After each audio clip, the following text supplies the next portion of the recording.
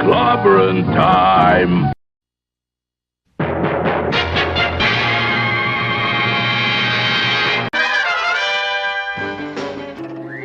Atomic batteries to power.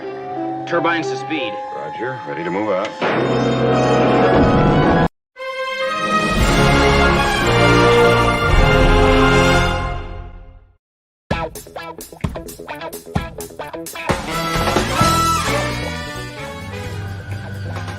Poker. You know the game?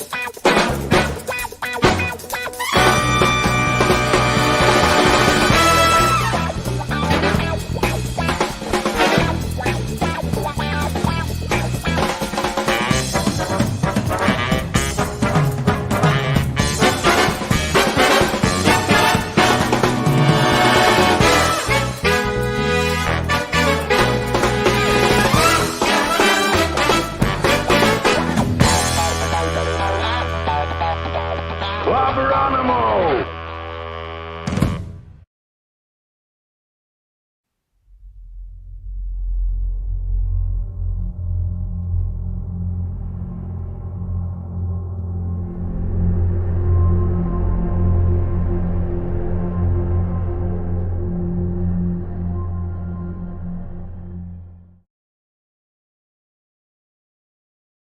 Come get some. It's clobbering time! Clobberanimo!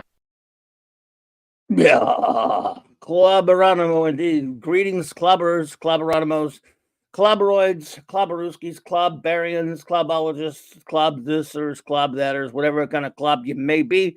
Those who are not a clob yet, do not fear. The secret is to bang the rocks together, guys. Hey, hey, hey. Welcome to Clobbering Times. Issue number 422, my friends. 1,422 overall. 422 just YouTube. 1,422 overall. So over the past 14, nearly 15 years. And this is a wild card Wednesday night. And you know how anything goes on the wild card, as we plainly see by my wonderful new credits that my amazing First Officer Commander R.M. Briggs made for me. And I love you for that, Raquel. Thank you so much. Yeah, it's wild and it's a card. We're a bunch of cards here. And tonight, rather than just any old thing, I've got a special show for you because one of my favorite things in life, really in life always has been, is making new friends, getting to know new people who have similar interests and stuff. And yet you don't know them, so you don't know what they're going to say. You don't know exactly certainly they're new because they're new to you because you don't know everything about them, and they might surprise you, and then they may not surprise you. They might say a lot of the same things that you do, and believe it, but either way, geeks are drawn to other geeks, and you know, this is like, as I've often said, you hang out at the comic shop, you bump into somebody, you start talking to someone you've never met in your life, and you have all kind of things in common because geeks just love talking to other geeks and love meeting other geeks, and that is something that I've always cherished about geekdom. All of my greatest friends I ever made were in geek venues of one kind or another, comic shops that I've run or that I've owned myself, geek cons, and then later, of course, with the advent of the internet and such things, social media, different things like that over the past 20 or so years in that sphere. So, and again, I made so many wonderful friends, including, of course, many great ones here on YouTube. Just extraordinary. Just last week, the first YouTube friend I made on over here, the great Paulie at Latino Slanty at 10K. We had 10K subscribers on this channel. And of course, there's great friends like Loki and Eris and of course, the great Mexican Iron Man and the extraordinary 32 Flavors of Nick Weiser. Two of my best friends in real life that I made, I met them right here. Of course, the wonderful Commander R.M. Briggs and the great Mark D with a C. other wonderful friends here. I mean, there's so many, it would be impossible to name them all. The wonderful Purple Valkyrie, whom I love very much and miss very much. She's wonderful. And she and I have a friend in common. Excuse me, we have a mutual, mutual friends. Did I say it? Well, I don't think you say it any way you want, I guess. But before I mention him, of course, I'll mention all of you. What a bunch of great friends that are just here in the chat with me right now. And so tonight's guest is someone who I've never met in person and have never been on a stream with before. So we just now got a chance to chat a little bit in the green room. I don't see anything green in this room, but they always call it that. I don't know what else. And I'm going to introduce him now. We're just gonna, and then we'll do our show notes and shout outs, and we'll just talk about a few things. We'll get to know each other and see what the extraordinary Mr. Salty Traveling Sea has to say. Thank you for being here, sir. Oh, thanks for having me, Clobby. It was great hanging out in the green room. There's nothing green here either, but maybe I don't see too much green back there. You should put some more green in this room. I'll take it under advisement. I should too. We should both have some green. I know, right? No, but it's just we were talking about how things were in the 80s a little bit. And of course, I'm always in your chat with all of these. Look at all the great people that are in your chat. And I get to hang out and hear their opinions and they get to respond, and met some really cool people in there. So thanks for having me on.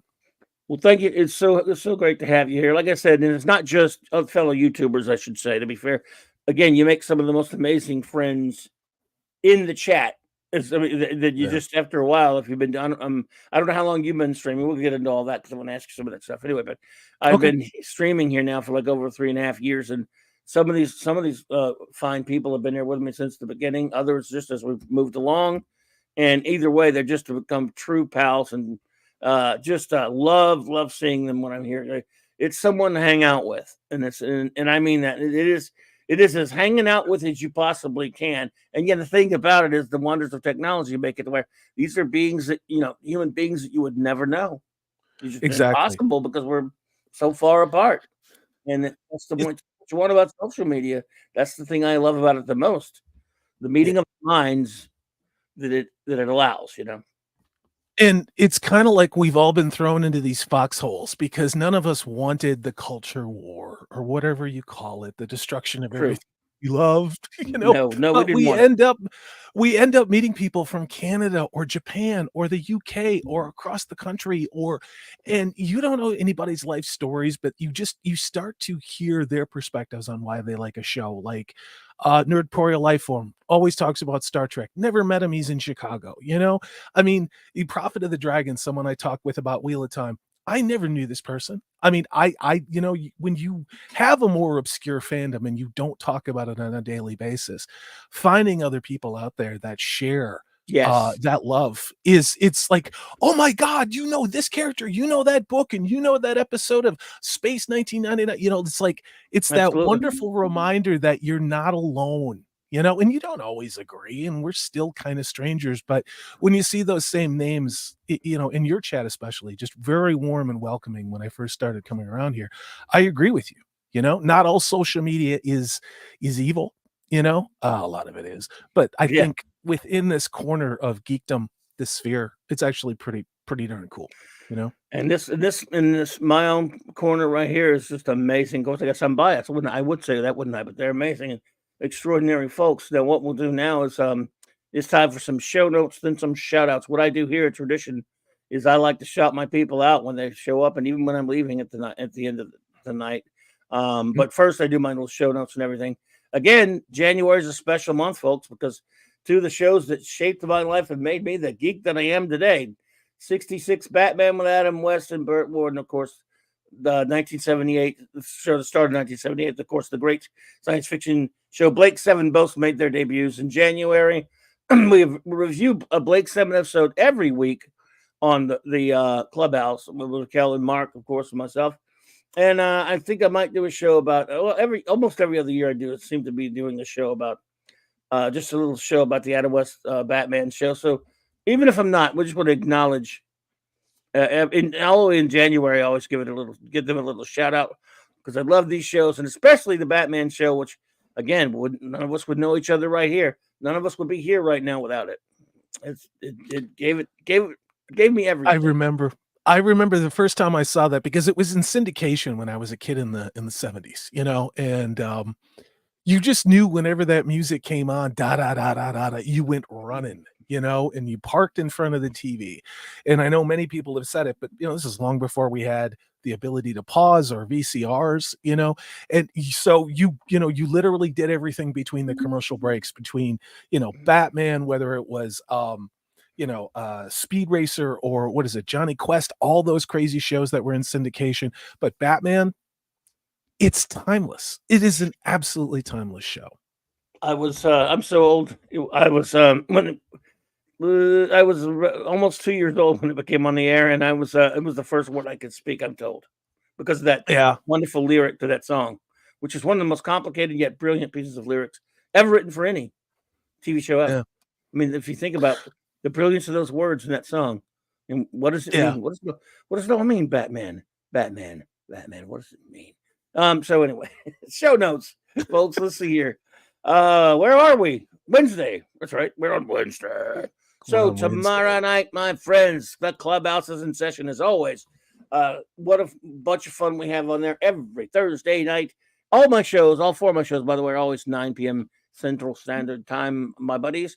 Another Blake 7 episode review that'll be Bounty from season 1.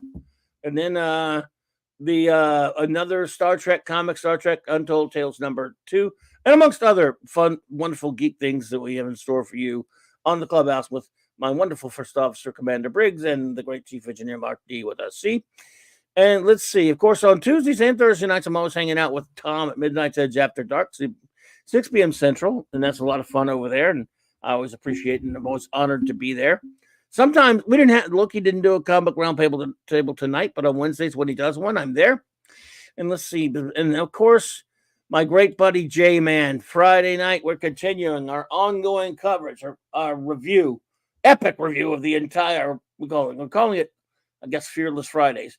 The entire run of Frank Miller's Daredevil, Ooh. and just started a couple of weeks ago. Before that, of course, we did the entire run of Jack Kirby's Fourth World Saga.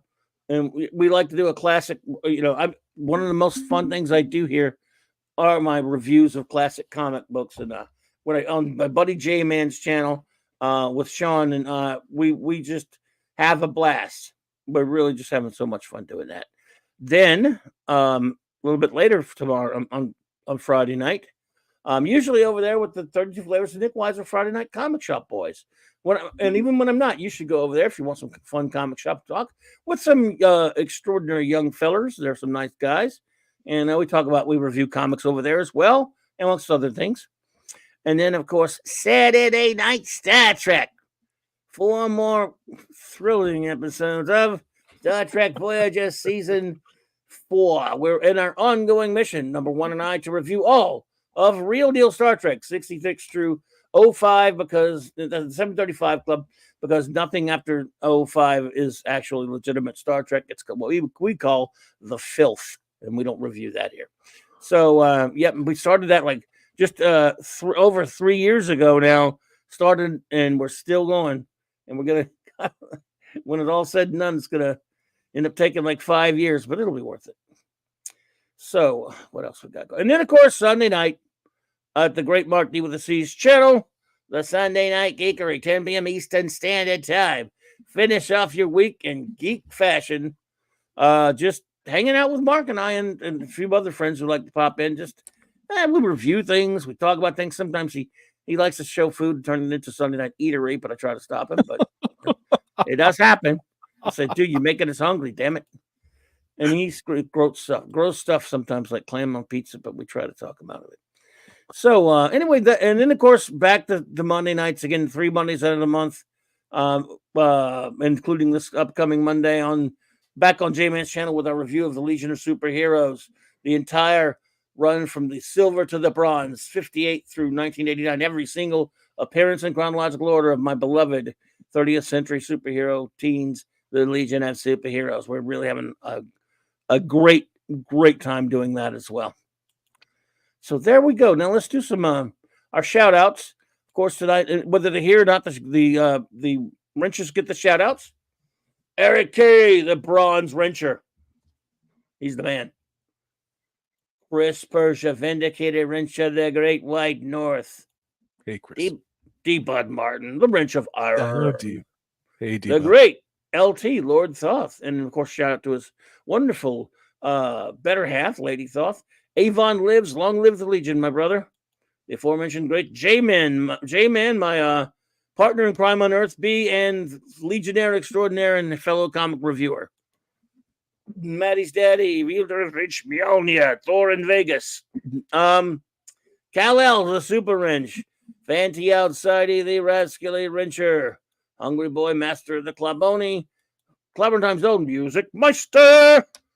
Maximum Redstone. And of course, the newest addition to the Pantheon, the great Larry. He's can pull a rabbit out of his head. So, it's my worst Bullwinkle ever. Well, now let's see who's here with us in the chat. We'll yell you guys out, and then we'll just have a little fun hanging out with our great guest, who is very, very patient, and I appreciate that, sir. There he is. I got nowhere to be. He's here. Larry's in the chat. What's up, buddy? Good to see you. FKHC 2005. Hike. Sorry, it's a habit. It's a Mad Magazine thing. I can't say a long number without saying hike. It's a football thing. I'm a geek with you. I miss those. I miss those back cover gatefolds. Do you remember those? Love when them. you fold Yeah, them Al together? Jaffe. Dude. Yes. Al Jaffe was a genius. Yeah. Lemon pie. My lemon pie. Alejandro Flores Ibarra is a Doctor Who fan. Okay, there we go. Keely Chow. Now, Keely, look, buddy, I'm not going to beat you up about your Cowboys. I will. I'm not going to beat you up about Saban retiring either. He's a Roll Tide fan. But I just want to say this to you, buddy. As long as Jerry Jones owns that team, they're never going to win anything ever again. Clobby's right. I just hate Clobby's to tell you. right. What he did to Tom Landry, he made his deal with the devil. He got his 3 little trophies, and that's it. He better be happy with them because that's all he's going to get. But sorry about that, but I'm not trying to be mean to you. As much as I'm not, because I was a big fan of Tom Landry, but still, they're not my team anyway. But I had respect for him. I don't respect Jerry Jones. And so, No. But I know many lovely people who are a fan of the team, so I know how it feels to have a messed up team, but what are you going to do? Yeah. But I'll talk to you about that. Sour grapes. I would like to get your views on that. We get in trouble when we do sports balling here. But That's okay. Penny, lovely Penny is here. Hey, Penny, good to see you. And like I say, you may know some of these people as well. Dave C. Buddy. Now, JT Kirk, dude, I was so happy for your Lions. I want to win this week too, though. Yeah. None of this. You got your one win of 60 years, 30 years, sorry. But I want the Lions to go all the way because I'm on their bandwagon. I want it to be an NFC championship game where the Packers play the Lions. That's what I want. That's my dream scenario. Okay. Ooh. Yeah. Where are the Lions playing this week? Aren't they playing? Aren't they playing Buccaneers? The Bucks. I thought they were playing the Bucks. They better wax the Bucks. Yeah. As a Saints fan, of course, I hate the Bucks. Let's see. I'm sorry when we sports ball, just very quickly. Where we at? Well, Susan Eckstein. Hello there, Susan. Good to see you. Captain Infinity, Tipperus Maximus. What's up, brother?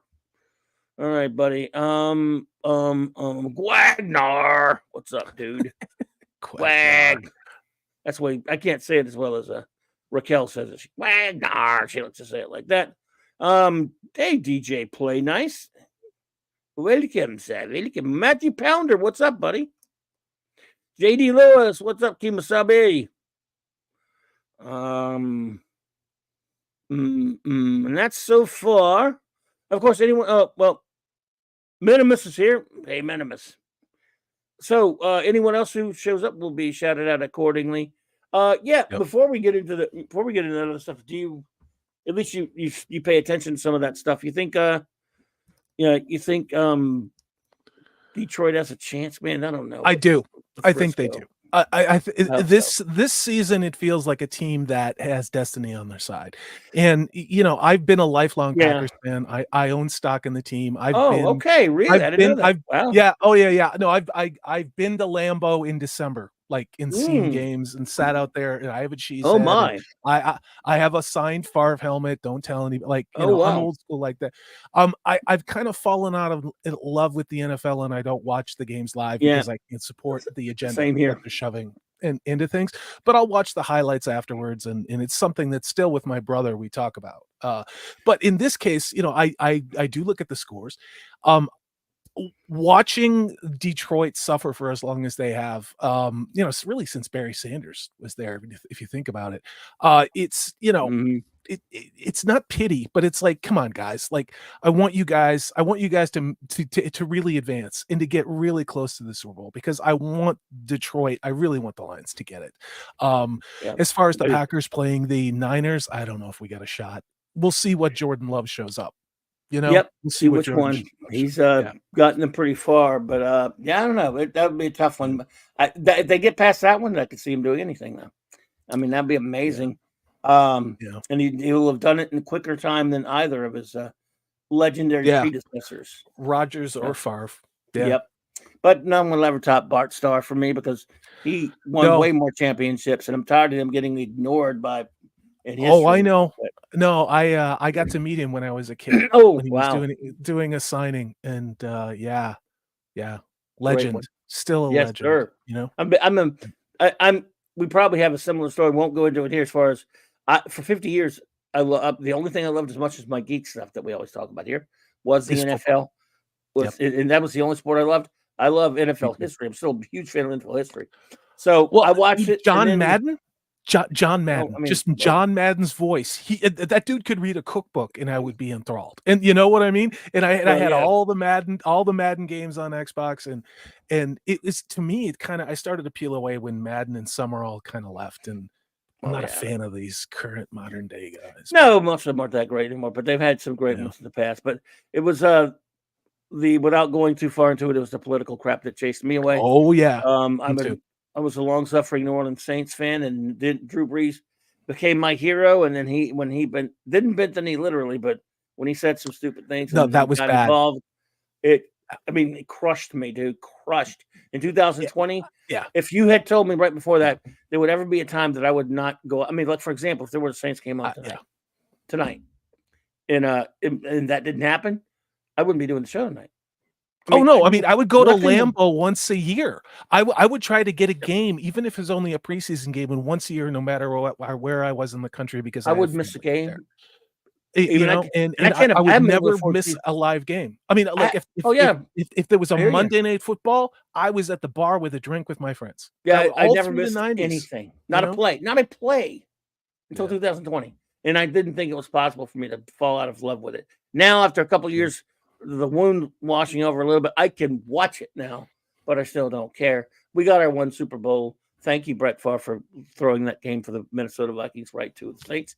But Facts. it was Brett facts. Favre came down here with his redneck ass. So, you know what? I don't think I want to go to the Super Bowl with these Vikings. Screw them. The way they always treated me. Here, Saints, go to the That's Super the Bowl. way- Boom. That's the way it looked, Cloudy. We deserved to lose Seriously. that game. We turned the ball over 5 times, and he was about to win it for him. And then he threw it Yeah. right to Tracy Porter. I don't care how we got it. We got it. Yes. Love it. So, Yeah. but that was Favre. And we should put a statue of his ass in front of the Superdome. It's But true. anyway- They should put a statue of Tony Romo in Green Bay for all the W's that they gave the Packers over the years Well, too. That's a whole what other about story. not only that? What about Dallas should put a statue of Oh, Prescott.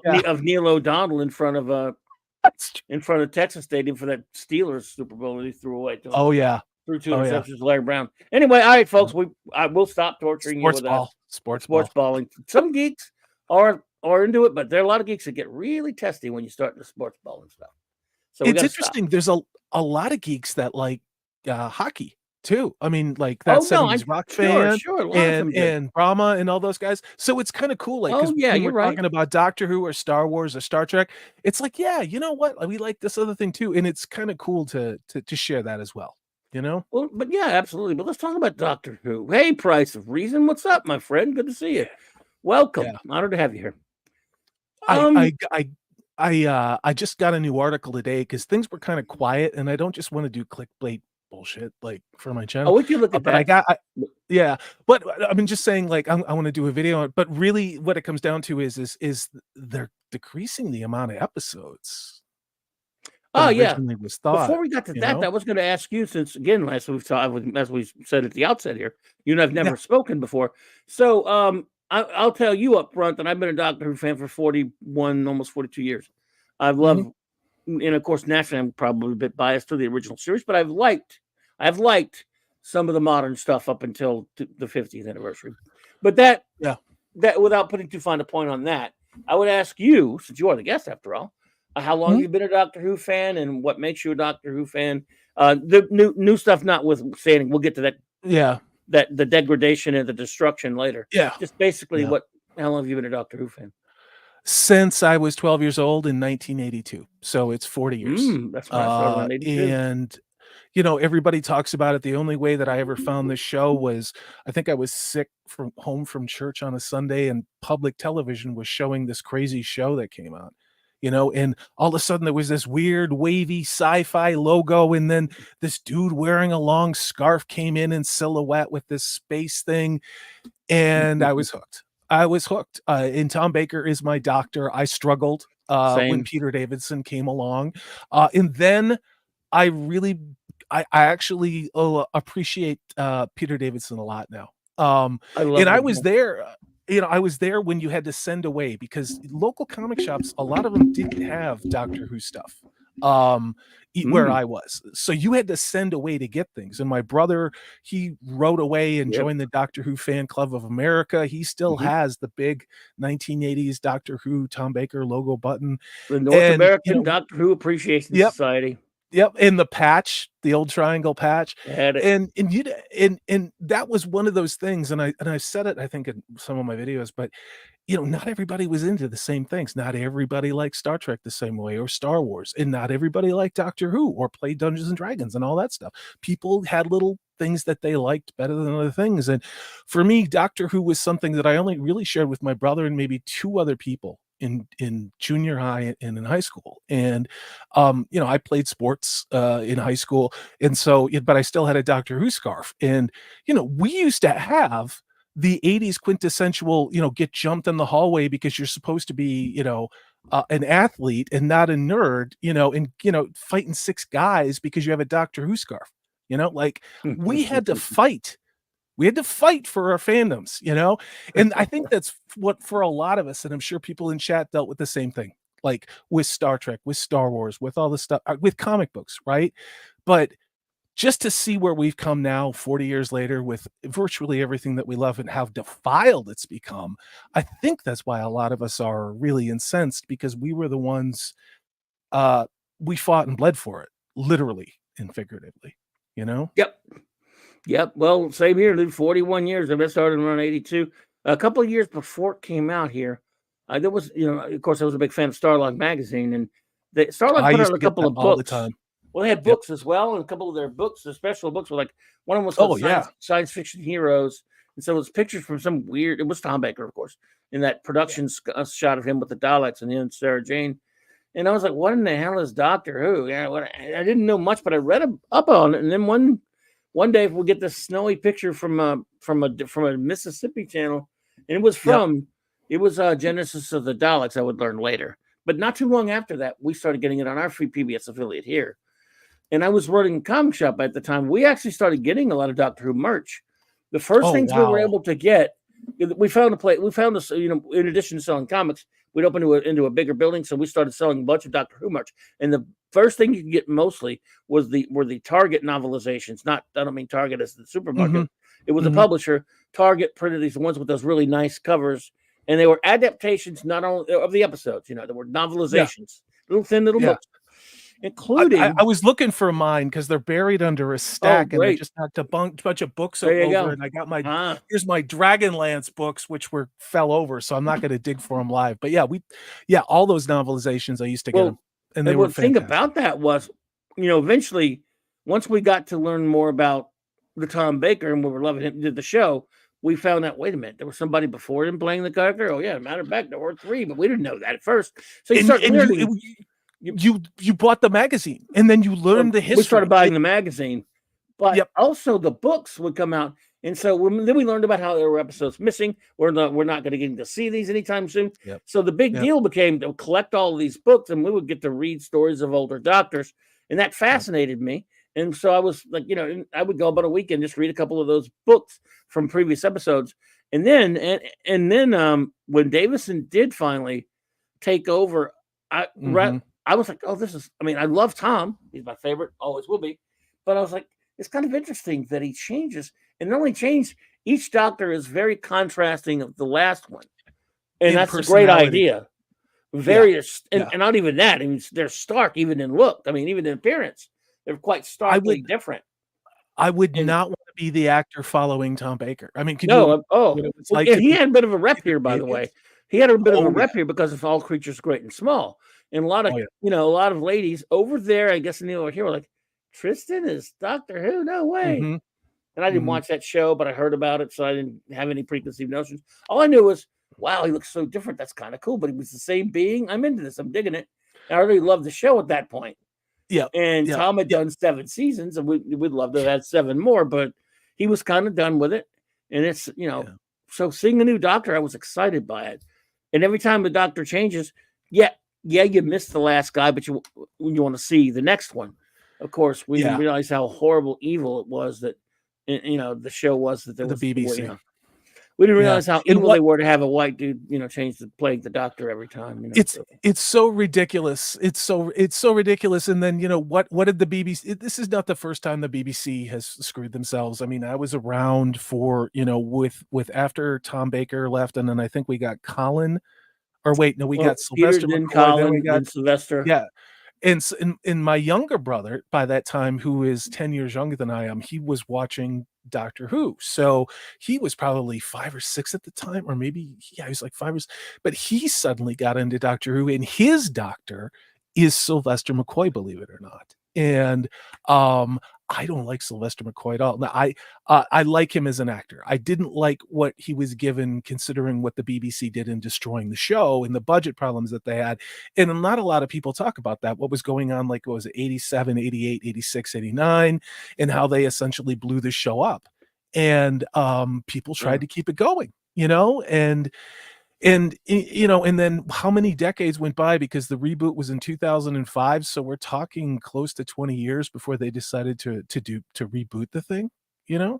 Just let it rot on the shelf. It was 16 years between except for the Fox pilot. By the way, I did love Sylvester McCoy, but what I hated was the Fox pilot. I missed the days when the Fox pilot was my biggest problem with Doctor Who.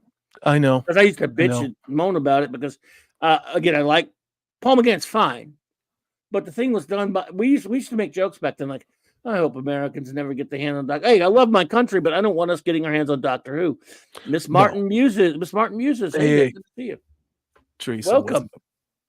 So I didn't think Americans should be doing Doctor Who, and we used to make jokes like, what if Americans did Doctor Who? There would be car chases, and there would be, there would be darker violence, and the Doctor would be a young dude kissing. Everything that we joked about pretty much happened in that stupid pilot, and they even made him half human, and that's the problem. Crap, and the Masters played by Eric Roberts. Like, what the hell? But there's so many things that were done in that irredeemable, I would say, ill-advised pilot. What was it, 96? I think it was 96. The Doctor walked out into a hail of bullets to get shot. Yeah, but that didn't kill him, by the way. He was killed on the operating table. I know, but but that's the problem now, is looking at where we are now with the show in 2024. They're sites like Screen Rant and Collider, all those shit sites, are basically saying, well, look, it's all canon. 1996, the Doctor Who movie said that he was more human and more accessible and relatable. So that's why Shudigawa, the very first, Clobby, did you know he's the very first Doctor ever? But he's not from Gallifrey, right? No, he's not. But he is queer as a $3 bill. And he does have a not sonic screwdriver that looked like a sex toy. Right? He does have a sex toy that they call the Sonic, which has a proverb in Rwandan inscribed on it. See, this is the stuff where If I say this out loud and you haven't watched what they've done with Doctor Who, you're gonna go like, Salty's just making shit up. It's like, how could I make that up? How could anybody make that up and call that Doctor Who? Legitimately. Yeah, Alejandro, who definitely didn't forget the 96 movie. We were just talking about it. Yeah. Yeah. But no, well, Shooty, I'm never get used to saying his name. Gatwa. Yeah, I don't, like I said, I don't want to, I'm not considered calling names or anything, but because I can't call him names because I don't even know his name. I can't say his damn name. It's Nachuti, or I don't get it. Shuti. It's Shuti, it's a Rwandan pronunciation. Yeah, Shuti Gatwa. Who I did a video on it. I think he's already gone. I think he's already gone. And Millie Gibson, the little blonde girls, he's gone. She's already gone. She's already looking for a new gig. So before the show has even really come out. So that's true. I've heard. I wouldn't be surprised if they're one and done type of season or whatever. But it'll probably, well, we'll see if it's 2, because in November, RTD said that they were only 3 episodes into season 2. But I have really learned, because I've watched a lot of Russell T Davies talking, like a lot more than I ever imagined I would do in my life, because this guy, in my opinion, contradicts himself every other interview when he's not literally spurging out like there's something wrong upstairs. And the things that he says in the moment, you don't know what's real, you don't know what's true, you don't know, is he just making this up? And then he catches himself in being caught in what I consider to be a direct contradiction of what he just said, and then he spurgs out and blames everybody for being homophobic, which is pretty consistent with what he does. And it's just always been like that, though. Yeah, it's gotten worse though, because looking at his interviews going back to the show relaunched in 2005, and I think because his partner was still alive back then, and unfortunately his partner did die. Passed. Passed. And I think without that, he's just thrown himself, in my opinion, again into the crusade of making everything as gay, and I don't know what words I can and can't say on your show, but not binary. I like to keep it normal, keep it down. Yeah, we don't do not it to binary. Radical here. Yeah. So, by his own admission. So, but yeah. And my thing about that though is, all right, he's always been about. At least I think there was a certain slight subtlety to him before, where he would put things in the show, sure, but it was undeniably. It was there and you could see it, but it seemed to me like he did care about making a good story. He didn't always make a good story, because I'm very critical of his storytelling abilities. Oh yeah. He had several misfires. I mean, then again, there were some truly epic ones. I mean, I resisted watching the reboot of Who in 2005 because I saw it looked a little too flashy. If I don't have my disco ball trash bag monsters with fake tentacles flying around in grainy 80s camera, I don't know how this can be Doctor Who. So I resisted watching for a long time. And then I just binged a one weekend, and I'm like, you know what? Okay, I see where this is going. This seems faithful. The lore is there, but yeah, I see what you're saying, Alejandro. I got your point though. Thank you. That's pretty good. No, yeah, but I hear you. I think I hear in 2005, right leading up to when the episode Rose debudded, I'd seen some pictures in mags, and I was like, this guy's dressing like a Fonzie's jacket. He doesn't look like Dr. Who to me. I'm really worried.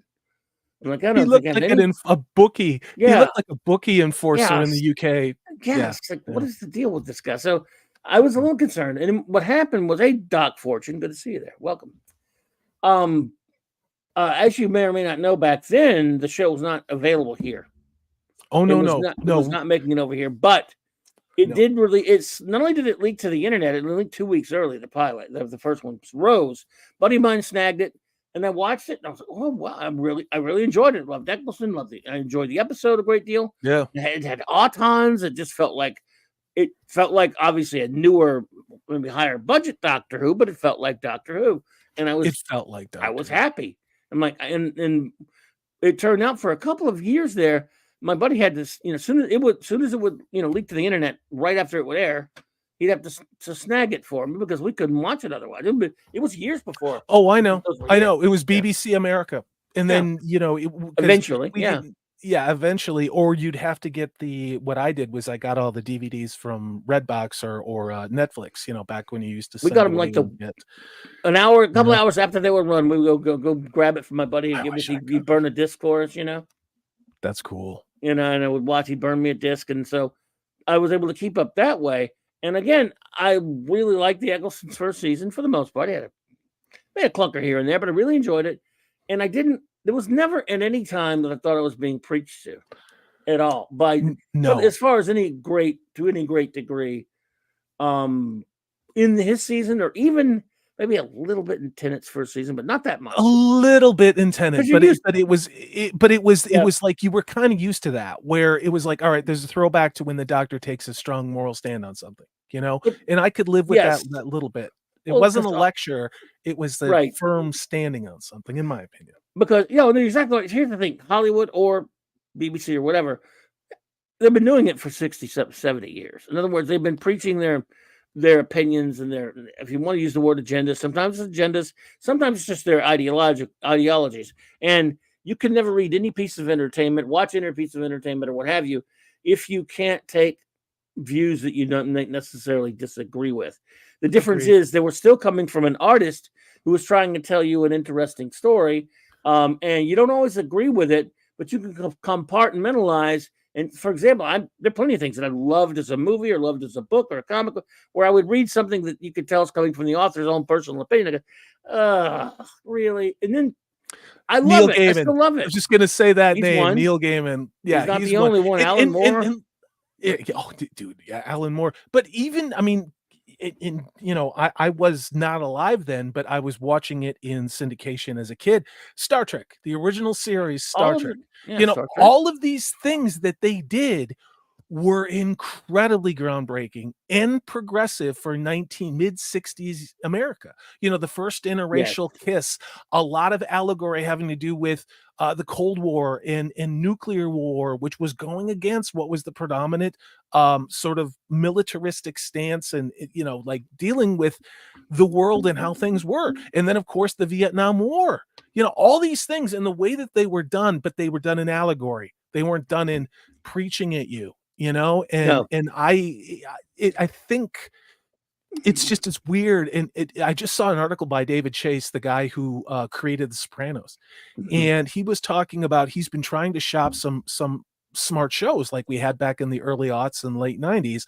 and no streaming services want smart entertainment. He says he's pitching these shows, and they're like, we'll do it, but you got to dumb it down. We don't think that viewers can keep up with these complicated plots Oh my and God. all of this nuance. That's David Chase. Do you know how many Emmys that guy has? How many people watch The Sopranos? I mean, this is literally on the level of a modern equivalency of, I don't know, it's actual cinema every week, in the character development.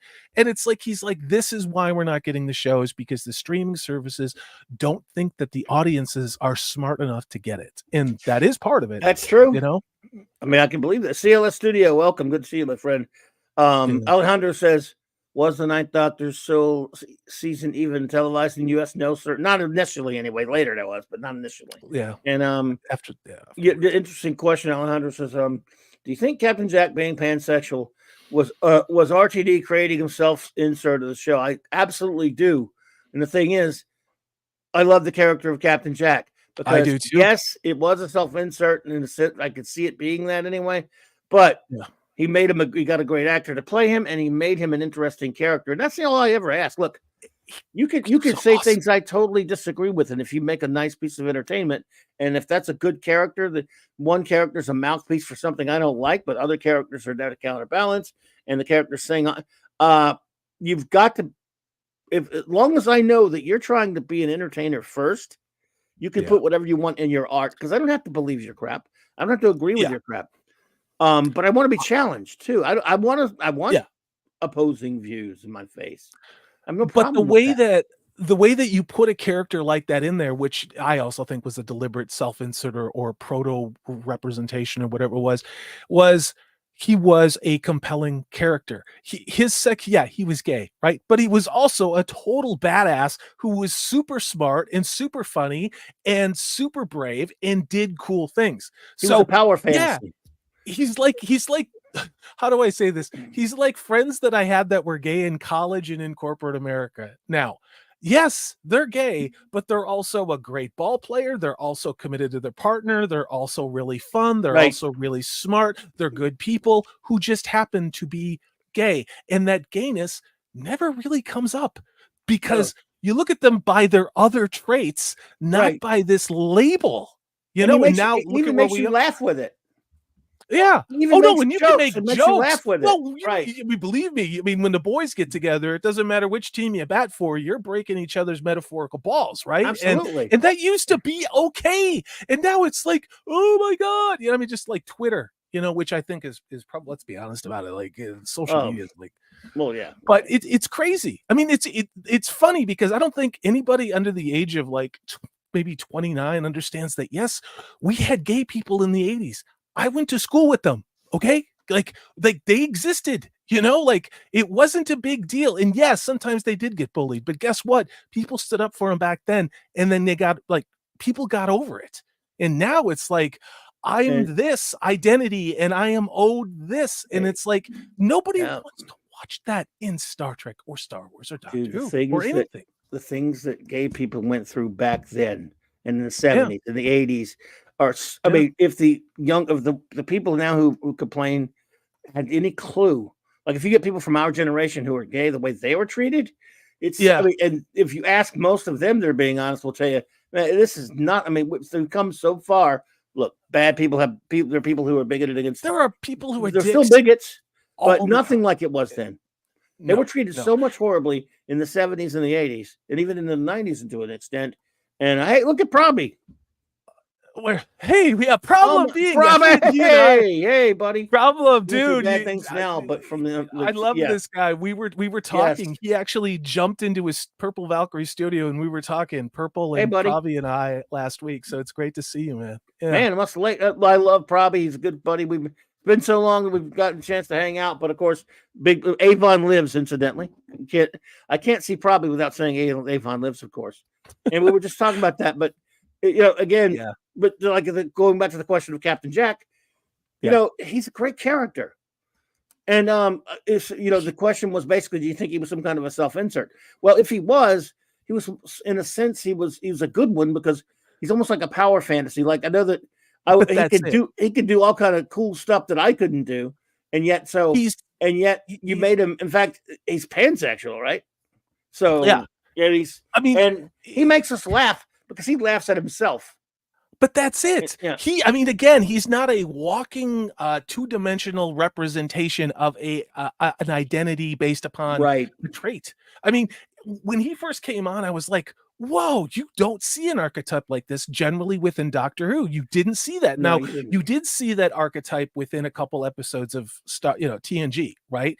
But to have that sort of swashbuckler guy come in and then have that personality type go up against the Doctor, it was cool. I don't think there's ever been really a character on television like him. No. Good night, Proby. Good. Thank you for popping in, brother. We love you, buddy. Good to see you, man. But I don't. In fact, when you think about that, I don't know that there's ever been a character like Captain Jack before or after. No. You know, Torchwood is one of those things that I haven't watched since it came out, and I remember it being kind of heavy-handed. Let's be honest about it. But I liked the story. But you could see where RTD was really. It felt a little fetishy to me, you know. But I have to rewatch it. I liked the first season a lot. The second season got weird. That's what I mean. Children of the Earth was pretty good, but it was so disturbing. Jesus Christ. Then I couldn't stand that last one, Miracle Day. I thought it was awful. That's what I mean. It had such a strong beginning, and I was like, I could see this going further, but then again, I think really it just went full RTD. Yeah. Which we now have to live with as a regular. And then Chibi, I think Chibi wrote some of that. Oh, what I'm shocked. Yeah. But I can name you a couple things that I hated about RTD from the get go, though. I Okay. hated, and it's nothing to do with politics. Actually, I'm talking about as a Doctor Who fan. All that Last Son of Krypton, aka Last Son of Gallifrey stuff, I hated. In other words, basically turning Gallifrey into the equivalent of Krypton because it's been destroyed and he's all alone in the universe. That kind of stuff. I didn't like that. I hated it from the. I liked the fun-loving, happy-go-lucky rogue Time Lord who was on the run from his own people. Yes. But see, that's so RTD is so into histrionics and over, mega melodrama that he turned the Doctor into a kind of a drama queen, really, because the Doctor was he was more in fitting with those times, which I think is a mistake. He doesn't need to be fitting into those times, anytime. I agree. He should have stayed the Doctor, just like you don't change Superman to be more dour and angry and mopey, like Hack Snyder, the idiot. You don't do that to Doctor Who. You don't change him to make him morose and depressed and all that. Unless there's some weird crossing timeline or something's happened where maybe you have a cold open in an episode and that's happening, and then you as the viewer are like, what the hell is going on? But then the story essentially backtracks it so the Doctor realizes that what's happening to him, and there's only male doctors, in my opinion. I don't care what anybody says. I agree. What's happening to him somehow is because of some weird time loop or some shift that then the story has to be about that. Now that I think would be a compelling, a great Doctor Who story, but that's not what happened, and I don't know. I don't know what the hell. I mean, I know why RTD came back. He said as much in an interview. It was the Royal Television Society in Wales. He did on opening night for the Starbase. He came back because he could do whatever he wanted to do, and because he got prepaid up front, and because Disney was going to do this, and because he saw the MCU and Disney Star Wars getting all these special effects, and he wanted to make his mark with his version of Doctor Who. Well, I think he's making his mark. However, it's more like a skunk being run over in a road, and there's nothing but a bad odor. It's just like the MCU and Disney Star Wars. It's crazy. The show, one episode is dropped. One. And I don't think I have ever seen something set up to fail so hard ever in my life. We have to wait until the end of April to see the other episodes. But in the meantime, the show has already exploded and no one cares. Literally no one cares. No, they don't. And the thing is, you've really even given, in a sense, you've given Shooty the shaft, because I don't think that's good for his character. If I were someone, I'm not interested anyway, but if I were someone, interested in him as playing the Doctor, which I'm not, unfortunately. I'm not that I won't sit there and sit through it, maybe, but you've already, with that bi-generation horse hockey, that he has to share the existence with another Doctor. It's kind of a slap in the face to his character. It shows no guts. Why don't you should have had him regenerate like a normal. Well, I mean, and if he had done two things, if he had actually retconned and destroyed the idiocy of the timeless children, he never and then let him regenerate. Though. No, he won't. But if he'd done that, I'm saying if he'd done that, and then have him just regenerate, have Tennant regenerate into Shooty, I might have gone, well, at least he's a new Doctor. He's sort of a new Doctor, but he's not. But he's not, because this is so far removed from real Doctor Who now. And RTD laughed about it, and that's why I kept reusing some of those clips, and I used them in context where RTD says, imagine how much Doctor Who fans love new things, and then he laughs maniacally. Like, he's a sick person. He knew he was trolling us. He's like, I know that you're hurting, and I know that you expected me to come back and bring pretty good new Who back. But guess what? You're not going to get it. And not only that, but I'm going to go a step farther than Chibnall. I'm going to destroy the thing that made this show most special, that we've already talked about, which was regeneration. Every new reincarnation brought a new character with a new companion and a new Doctor. You'd usually have a bridging companion, like Rose or Mary Jane or somebody like that. But that's what kept the show fresh, and there were Doctors that I didn't want to leave. I wanted Matt Smith to stick around, but it is what it is. And Capaldi was just wasted, in my opinion. He could have been a magnificent Doctor, but my point with all that is bi-generation was to literally to the fans with both middle fingers that is going, not only am I not going to retcon the Timeless Child, I'm going to destroy the thing that everybody loved about it with bi-regeneration. Convinced of that. Horrible Yeah. stuff. And it makes Yeah. it's just not Doctor Who anymore. And I just wish you'd name the show something else and just leave. Of course, you can't do that, can you? It would be impossible. It's interesting. But People have postulated that David Tennant, they're going to keep him on the sideline in case Shooty doesn't work out. Now, I did a video.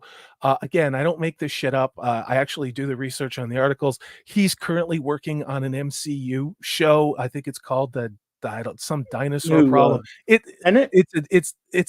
Tennant's doing a voiceover for a dinosaur in a MCU children's cartoon. Now, admittedly, that doesn't take forever, right? But the fact that he is not engaged in something else, because we heard about 2 potential spinoffs for the show. The one was with the Sea Beasts.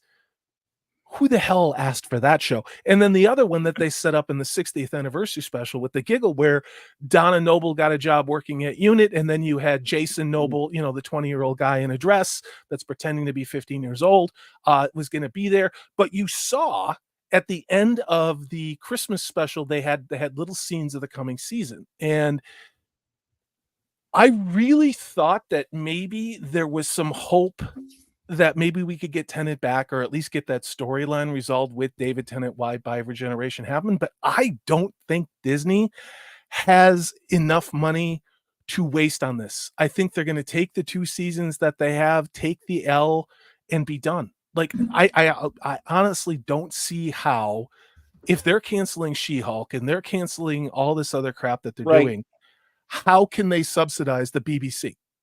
I don't see it. I'm not even sure there'll be 2. I might be a little surprised if there are 2 of them. I'm not even so sure they're going to have 2 seasons. I mean, it's it's possible, sure. I just don't know. I think with a lot of these streaming studios, it is really about ego and dick size. They cannot be seen as being wrong. They cannot. I mean, look at the Rings of Power. They cannot be seen as wrong. Like, these executives can never, ever admit that they failed or they did something wrong. You have to extend and pretend. You just fake it till you make it. The problem is when you have lost audiences who don't complete your shows. If you're at a sub 50% completion rate, you're screwed. If you're at the level of the Rings of Power with, 29%, and you spent $1 billion, you have lost. Looking at the viewing figures domestic within the UK for the Doctor Who 60th anniversary in this continual step down. How could a beloved English institution with multi generations of fandom, nobody's watching over there or really cares?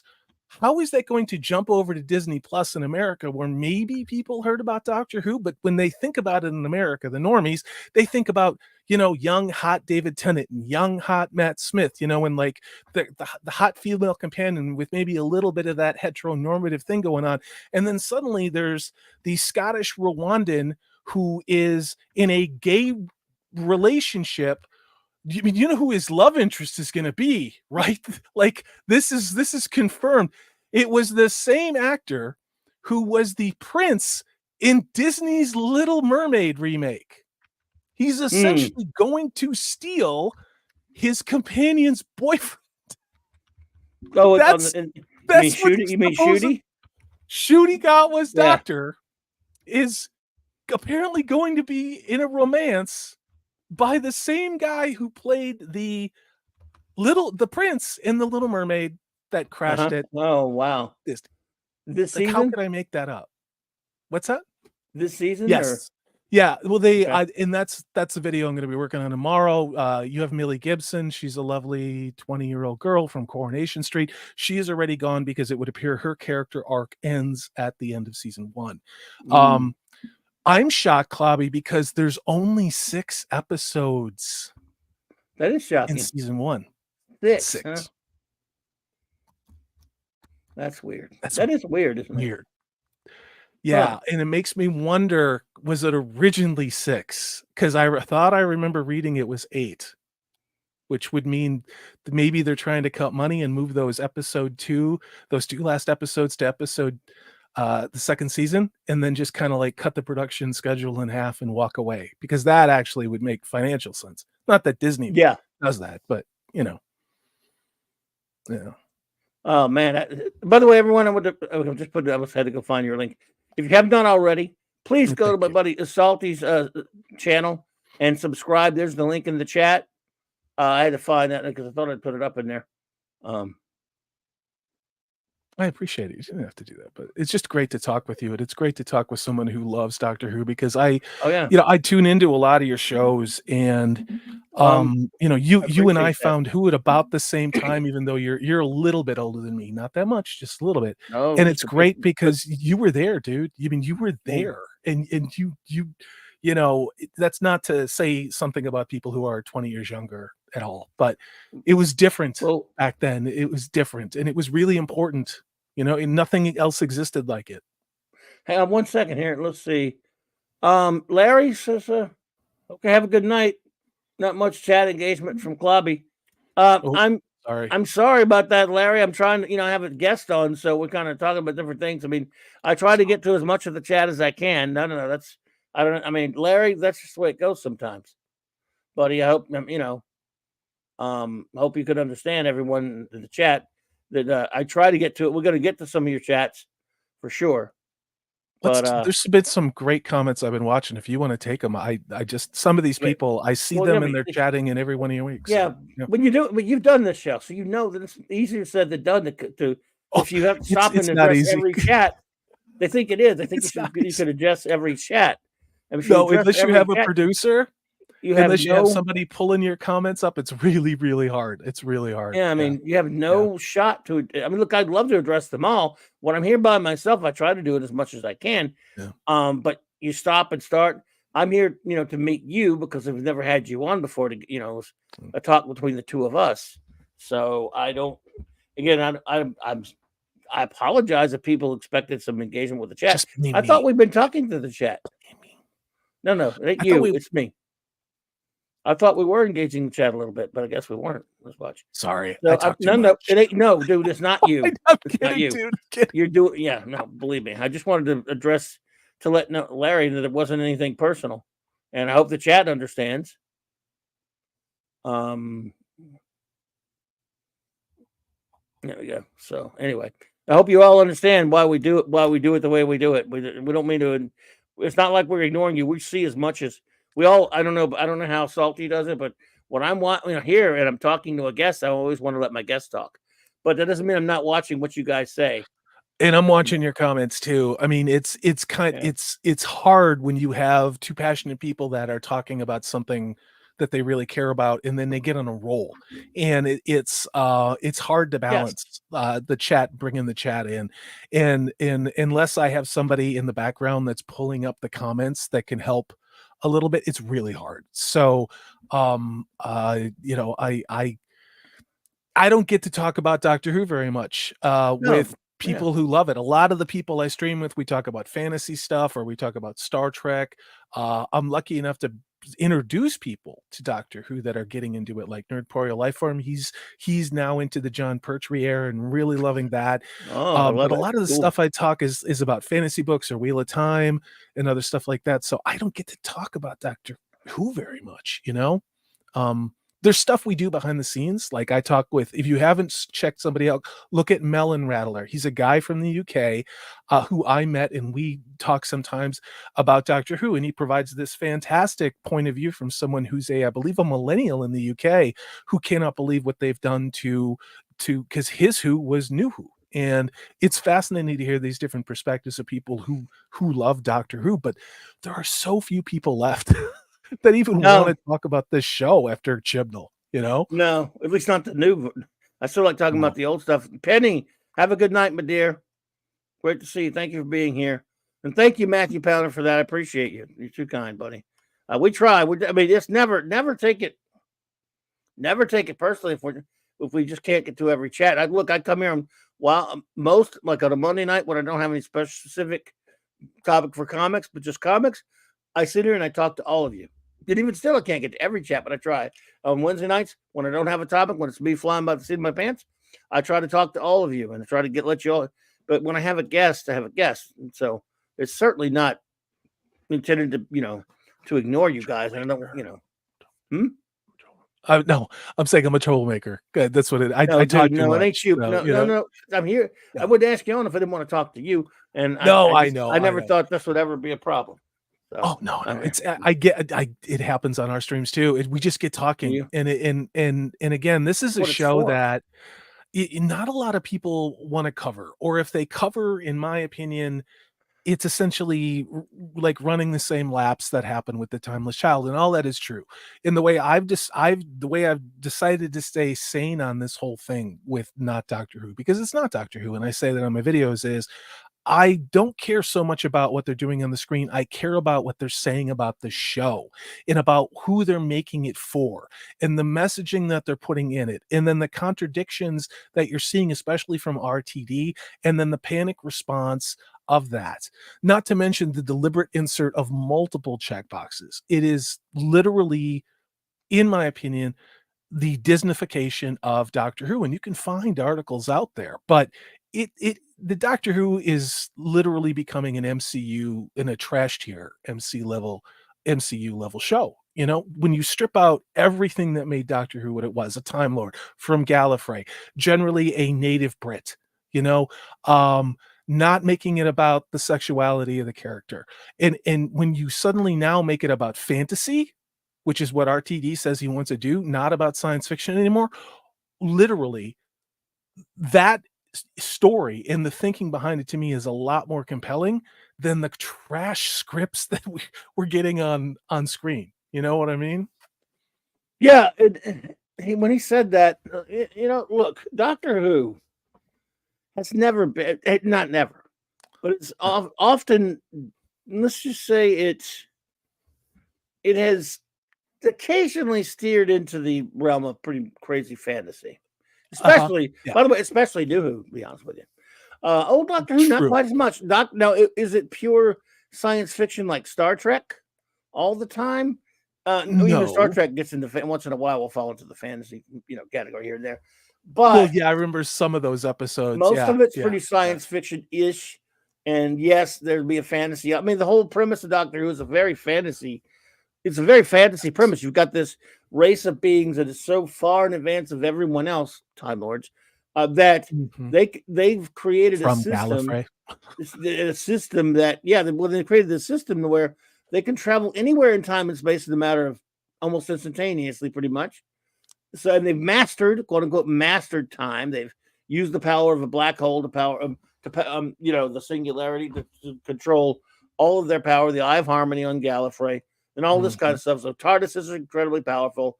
They don't even get involved. They live like really extremely long lifespans by the whole regeneration thing.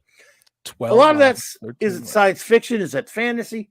I mean, is time travel with all what they do, the Time Lords, is kind of fantasy oriented. And it's kind of check. yeah. Go ahead. I got you. I'm gonna actually. You know what I'm gonna do though? I'm gonna answer some of these things that they have starred here. Alejandro said, "I started with New Who, but I'm mainly a classic Who fan nowadays." I can't blame you at all, Alejandro. I'm the same way. Let's see. Pertwee Davison is classic Who's golden age, in my opinion. Wow. Well, I love those. So I love them. JT Kirk, thank you for that. I'm enjoying the listen. I appreciate you, JT. We're here. Look, my roots come in podcasting. It's where I started. And back then, yeah, we had a little chat room at the podcast, but it was the most part, it was trying to be sort of like a radio show that you could use visuals for sometimes. Alejandro also said, I might start watching the Key to Time season on DVD after the stream. Well, there you go. That's fun. They have a lot of great ones. One of my all-time favorite episodes in there. Chris Berger says, it shouldn't be a problem. It's like a talk show. When the host has a guest, most of the focus goes between the two, and then they reply when they can to certain questions. You're good, Clobby. Thank you. I appreciate it. I'm glad you understand, Chris, because I mean, I hope that's a minority view that gets offended by us not going to the chat all the time. It's not meant to be. I'm trying to put on the best show possible, and that's what we always try to do. Thank you, buddy. Says Moffat had an issue with sci-fi versus fantasy as well. He did, but he was also all over the place. Let me show that. Let me go back to show that. Let's see what you got there. Oh no, sorry. Yeah, I was just somebody had mentioned the key to time, and I just have that handy. Nice. You know, yeah. I mean, I have really tried to buy a lot on physical media and not just talk about it, but like the Talons of Wang Shan. Love it. I really want to get, yeah, I'd like to win the lottery, but I want to get the full Baker run on Blu-ray with the restoration. Well, those Blu-rays, they've got a few of the Blu-rays out already. Hey, Doc Fortune, Doc Fortune, what's up? Thank you, appreciate you, Doc Fortune. I really do. Makes me feel better. There's some great horror stories in the classic era, like The Seeds of Doom, yes, and as the aforementioned the episode that Salty just mentioned, let the talons of Wing Chang shred your flesh. I love it. I just watched that on Tubi because I was taking advantage of that, and it's so, you know, again, we used to get these in little chunks. You know, in the UK, I never understood why they said they had X amount of episodes, and we would get them in different size chunks over here in the United States, broadcast in the PBS. And it wasn't until later that I figured out, you know, these were not all shown at the same time. They were shown in pieces, you know? And so that's, I don't know. I think that's kind of trippy, but I just love the show. I love the Tom Baker run. Tom Baker, John Pertwee is, I have really gone back and fallen in love with his Doctor. Like a lot of his takes and a lot of the mannerisms in his character. He's amazing. Maybe it says I've gotten older, but I love what Pertwee did with the role, you know, and Troughton too. I've watched it so many times. I mean, I gotta be honest. I'm one of the first one. William Hart now I have a lot of respect for him, but the character's vastly different. It's okay. It's fun. His version of the character, if he'd be the only one I've ever seen, I'd be like, it's a cool show, but it's for kids, you know, like, it'd be one thing. It's true. Patrick Troughton is the one that really brought that character out. And then somebody came out with an even, first of all, that was ingenious to make him unlike the previous, because they could have, a lot of TV shows, thank you, Alejandro, this is 15th season, Baker's 4th season with the next to hit Blu-ray. I've been getting those when I can find them cheap. Yeah, but me too. Blu-ray sets are great. So, then yet Troughton comes along, and it was ingenious. It's one of the things I love about the show. It's the regeneration concept. It was genius because a lot of TV back then, certainly in America, but I mean maybe over there too, where if a character were leaving a role of a famous show and they were recasting, they would just recast. It would be someone. Usually try to get someone that's at least fairly close to the last guy, and then you're supposed to just ignore it. Like when you start watching the show, how many times I've seen it in old shows where, hey, it's different 80s now, especially the 70s, 80s, 60s too. But the 70s and the 80s, so, and what was it? I think the only show that did it well was MASH, you know, with Mike Farrell coming in. But he wasn't recasting. He wasn't playing Trapper. That's true. That's true. He was just a different character. Now they had different people in the show that they did for the movie. Yes, but, Elliot Gould and all them. And Donald Sutherland. But but there have been other shows though where it's happened where they'd have a different dude play a different actor, and when that happens, it's like, okay, I guess I kind of like the other guy better, but whatever. Mm-hmm. So this time they decided, who's an alien? Why don't we just, you know? I mean, he has to. I don't think they even used the return regeneration at that point yet.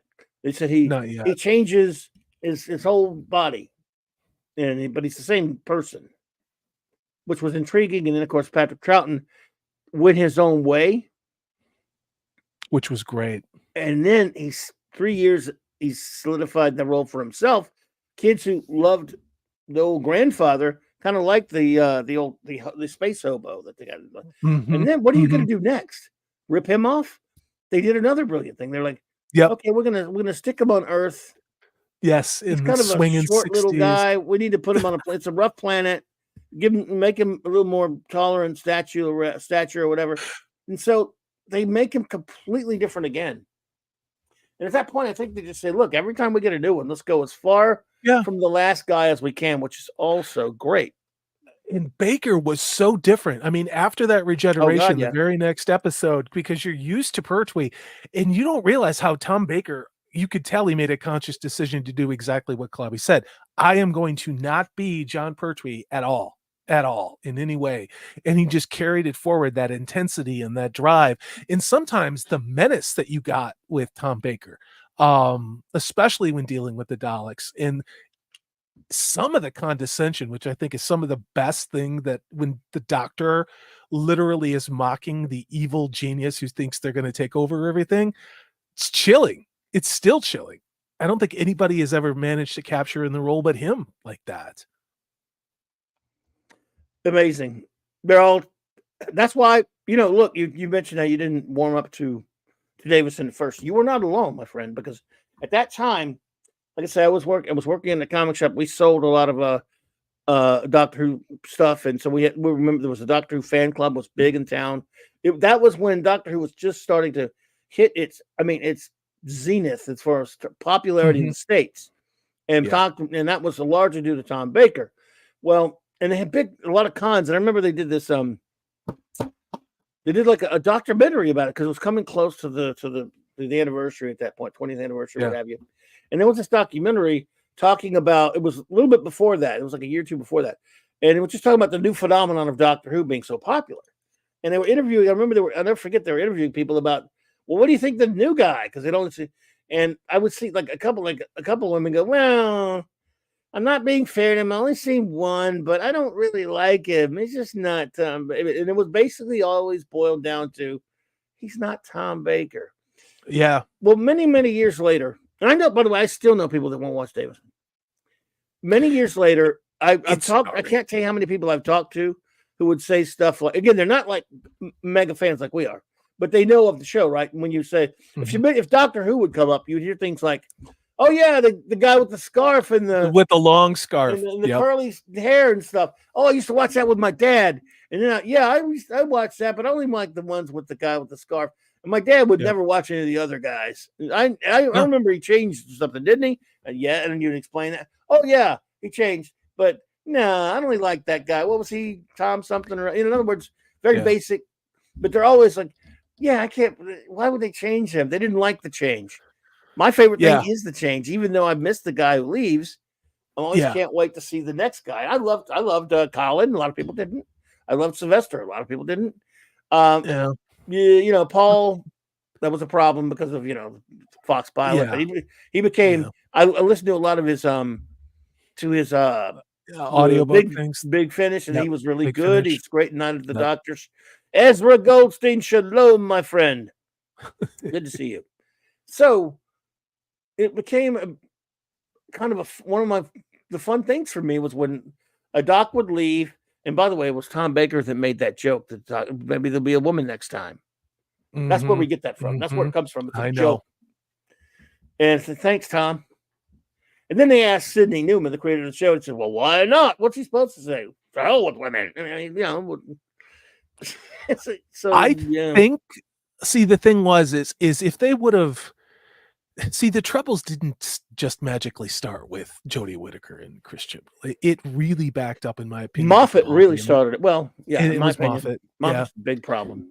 I mean, I covered it in a video where Moffat, it was in 2016, said that they were doing everything they could to cast a new Doctor Who based on a different identity other than what had been considered the native British one, right? And that they had somebody lined up for this. Some people say it was Idris Elba. It could have been someone else that was someone from the UK who didn't look like the other doctors. Let's just say that, right? But that fell through. And I still believe the reason why that actor left was because they saw the scripts that they were going to do, that Jodie Whittaker did, and he's like, why would I do this to Doctor Who? I cannot prove that, but I do believe that personally. And it's just my headcanon. And then they brought in Jodie Whittaker because I think that they were like, we have to bring somebody in who doesn't know this show, who doesn't care about Doctor Who, because they have to do our trash agenda scripts and act like this is somehow what Doctor Who is. And I really think that's how we got the Chibnall era of Whittaker. No one who actually liked the show or knew Doctor Who as a fan would have ever done it. It would have killed their career. Yeah. Yeah. Hey, Don Ranger Power, what's up, buddy? Happy Enterprise Day. What is Enterprise Day? You're gonna have to lay that one little out for me there. Never heard of Enterprise Day. So give me a little bit more on that one, Don. But good to see you, buddy. Thank you for being here. Yeah, my thing with Moffat was I think he was kind of getting bored toward the end. But I do remember that when they announced Tennant was leaving, in that year or so leading up to it, there was a lot of talk about the doctor's race being changed to a person of color. Let's put it like that. And I believe that, and I don't know if Elba was mentioned. I think it may have been. A couple other actors were mentioned. It's been rumored. I have yet to see confirmation of that. I remember one of the fun conversations I had with a black friend of mine who was a Doctor Who fan. They were naming a couple of I was naming a couple of the people that would play the Doctor. And I was like, being diplomatic. I'm like, well, that guy's a good actor. Maybe he said to me, quote, screw that. Well, that's not the word he used. He said the Doctor's a white dude. And it's a black man saying, and I'm like, you can get away with that. I can't. So anyway, I have heard that. I've heard that from women, especially about Jodie Whittaker too. Stop making it about, because they don't want that. The women want the male doctor. My belief is, before we get to that, because that was my next point. I think a lot of it, the reason why we didn't get the only reason I think we didn't get that person of color doctor was because of a certain president that had been popped in a couple of years before that. And everyone, I think Moffat was like, no, if I do that, they're going to be accusing me of making him a black gentleman because of a certain president. Yeah. Remember, they love our presidents.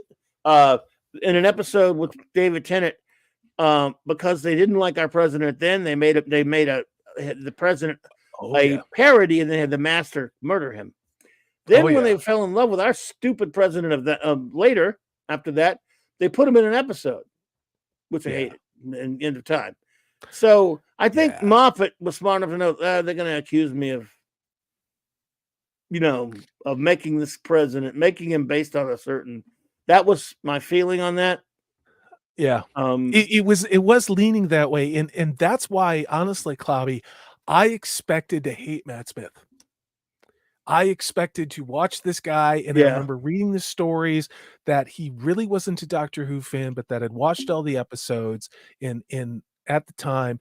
And then this guy, a lot younger than we're used to with the Doctor, especially with New Who. You had Eccleston, and Tennant was a younger guy, but Tennant still felt like, a mature man.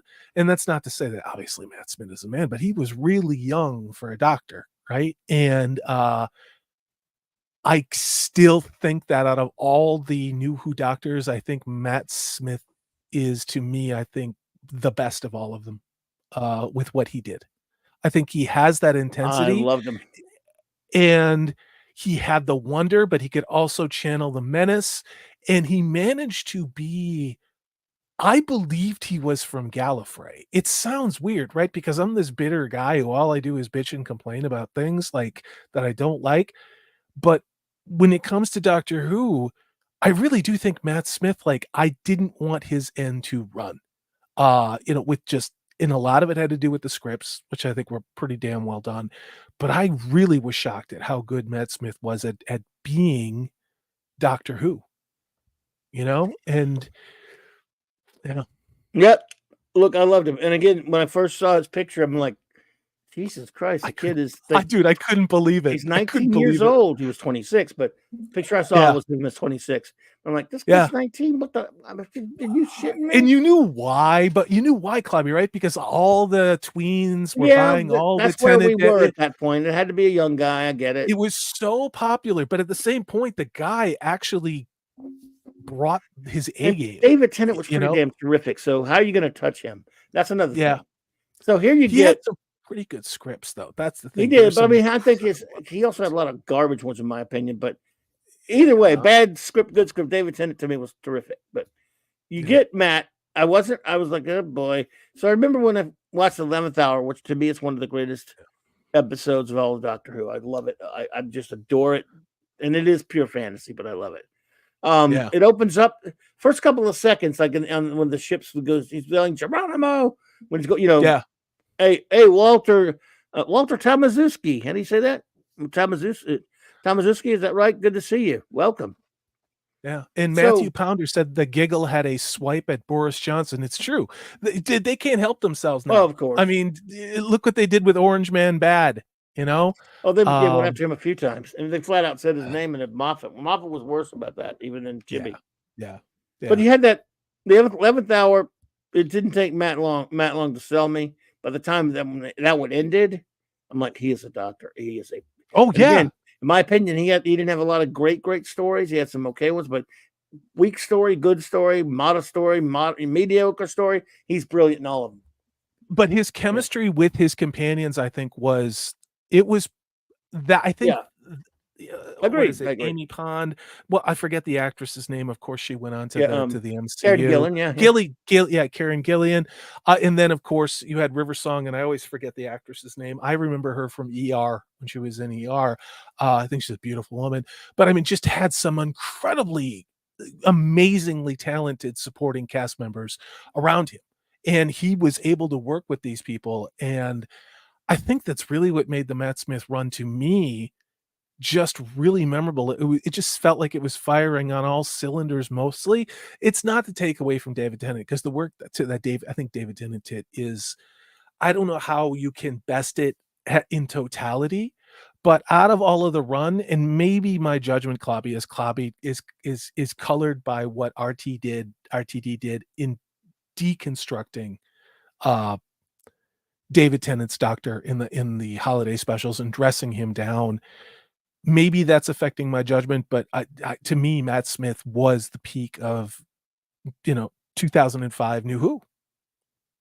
I don't know. Yep. No, it could be.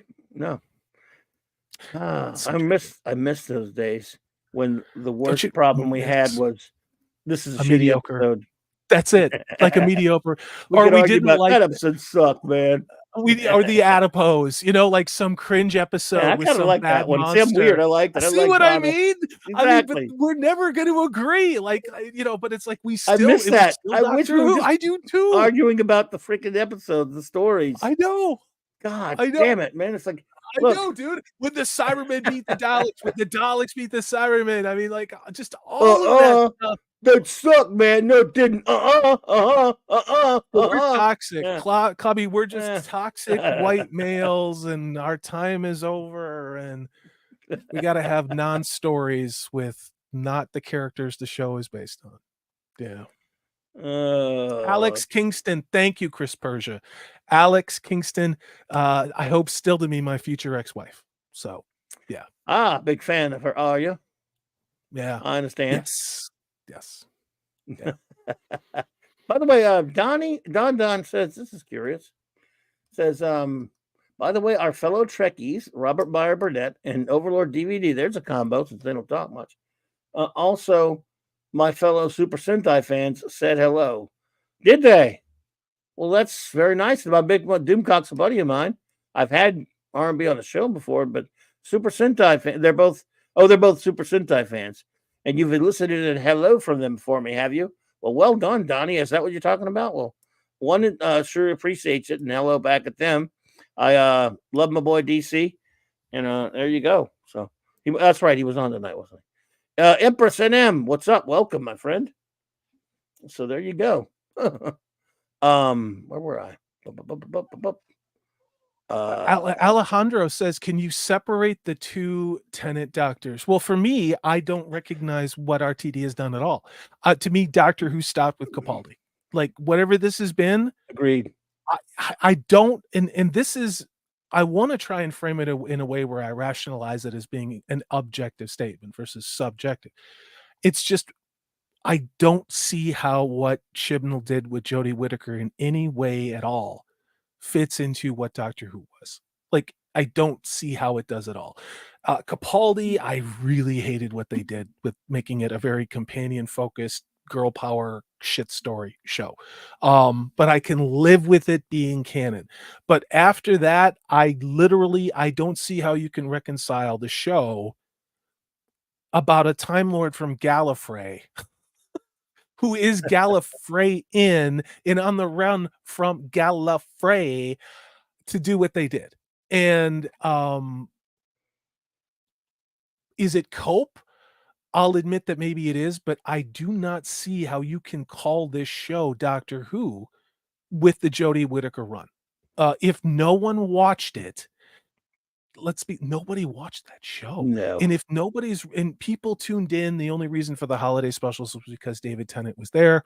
And then you have RTDs like, ha ha, I tricked you into watching the 60th anniversary special to destroy the show with what made it popular, which was regeneration. And I'm going to have my young gay Rwandan actor come and subvert your expectations with a bi regeneration. How is this still Doctor Who? If it's not a Time Lord from Gallifrey, how am I watching Doctor Who? Poke Waddle, good to see you, buddy. Good. Hey, dude, what's up? Long time no see, Kimasabi. And my answer is a short one. You're not. It's not really. It's not Doctor Who. This is Doctor Who in name only. Much as as after anything after 2005 with the title Star Trek on it. It's Star Trek in name only, in my opinion. Steino. Agreed. Star Wars. Go down the line. It's got the label on it because there's a big gigantic corporation that owns it and is allowed to do that, and we can't do anything about that. And people like to laugh at you or bitch at you about quote unquote headcanon. Well, I'm sorry, I don't have to count that crap. You can. No. Oh, look, I even sat through the shit. I watched it, gave it a chance, and it's not like because I do believe if you're going to talk about it, you need to have the info. You got to watch. Well, you have to. And I watch all of these damn things. I sat through all of the holiday specials, and some of them I watched with Jed, the Hollywood Scholar, and we were screaming.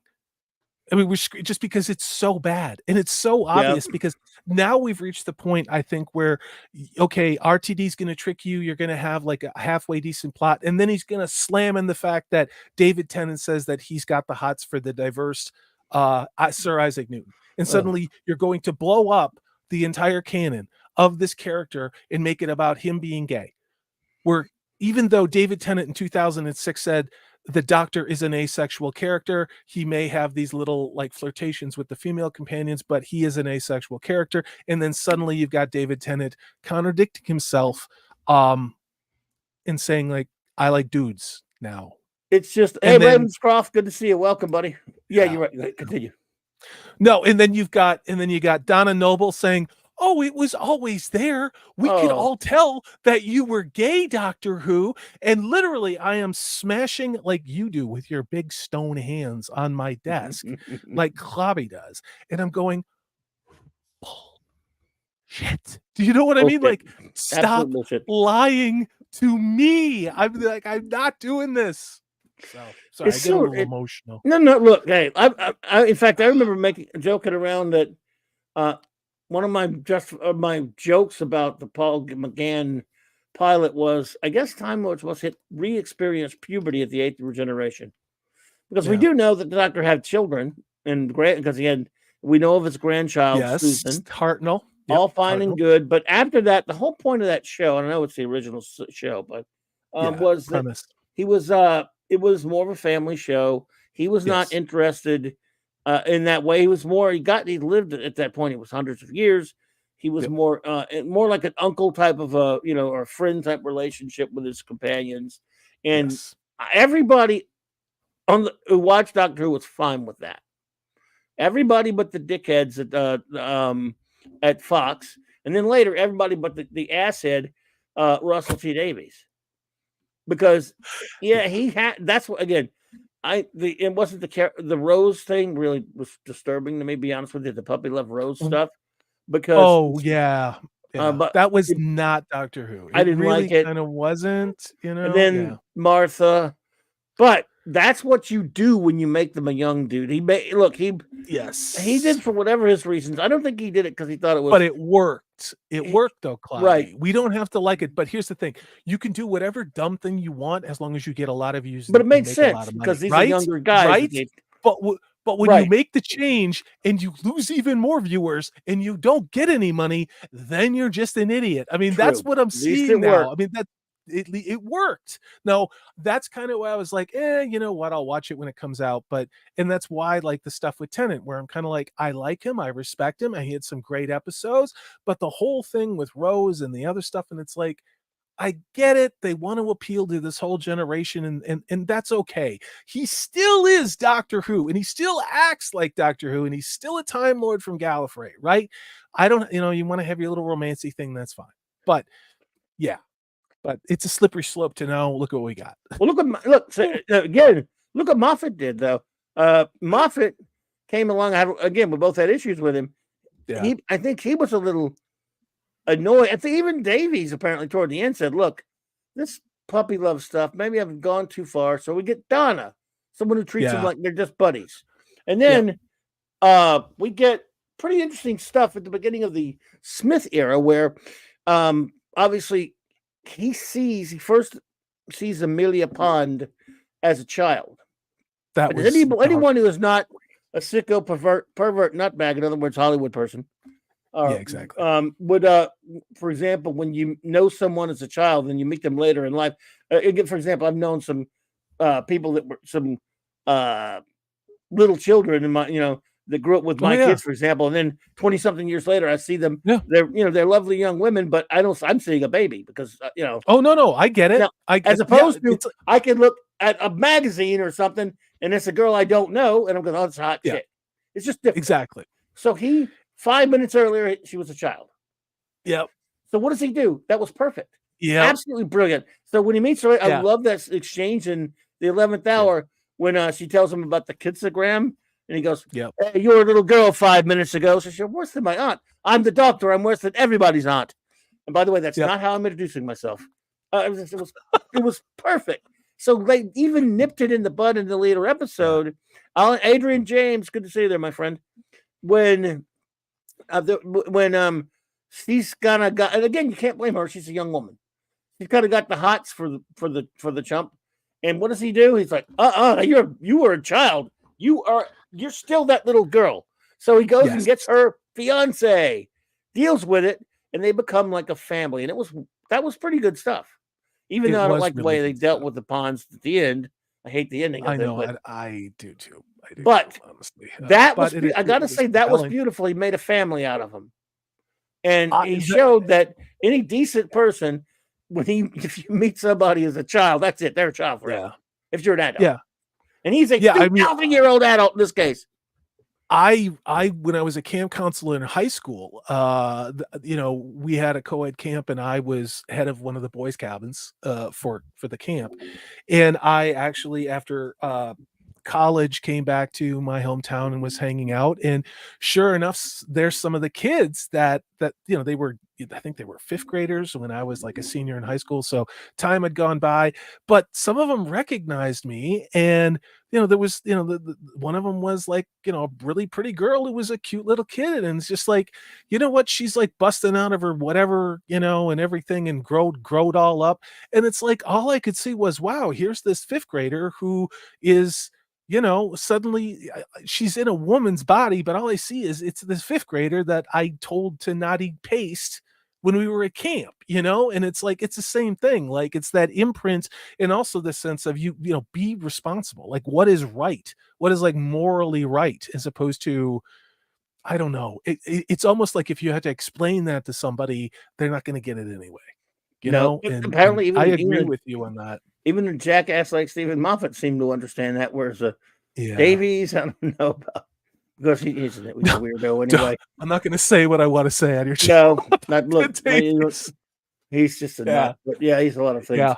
Ezra said, have you heard that both Chuti and Millie, Guata and Gibbons are leaving at the end of season 2? You addressed that earlier. I may have a video with almost 10,000 views on that. Yes. By the way, and here you got a video coming up, or you already did that? Tomorrow I'm gonna work on a video tomorrow talking about Doctor Who, because I got some new news today that I'm gonna do a quick video on it. But no, I that's not. I quote multiple sources: Rolling Stone UK, Fabric Magazine regarding Millie Gibson, who said she's done. A Doctor Who television website had all that information. So yeah, they're gone. Yep. Everyone, if you have not already, please go to Salty's channel and subscribe. Here's the link. And subscribe, hit that notification bell and everything for him. And of course, as he says, he has a lot of great videos and does great live streams as well. And he's got one. Who was that one from? That was Ezra. He's got a video coming out on that as well. So there you go. Yeah. Did that link go through? Yeah. Yeah. There we go. Yeah, Alejandro, you're not wrong. And that's why, I can sit here and say all these things that RTD's doing this and RTD's doing that. What I try and do in my videos is actually have RTD saying what he's doing and why he's doing it and who the messaging is directed at and what messaging it is. Because then it's not just some moron on YouTube like me that is making things up, because honestly, I could not make up the things that come out of Russell T Davies' mouth. It's just, how would you say this unless you maybe are in that camp of that guy Jimmy? Yeah, he's a dirtbag. Hey, the time scales. What's up? Listening over on the X there. Well, good to see you, the time scales. Thank you for popping in. Welcome to Clobbering Times. So yeah, it's a big shame. And again, it's nothing we can do. No, and that's the worst part is it can't really hurt me anymore. No. Yeah, I gave up watching Jody after a couple episodes because why would anyone in their right mind watch that show? But then to come back into it cold with RTD doing what he did to David Tennant, and that was so disorienting. And again, I'm really glad I didn't watch that all alone. I watched it with like 12 other people, including Hollywood Scholar and some other people, and I don't remember. You didn't make Purple watch that, did you? Well, no. Purple and I watched the Christmas special, and she was cursing like a sailor. She's like and sighing.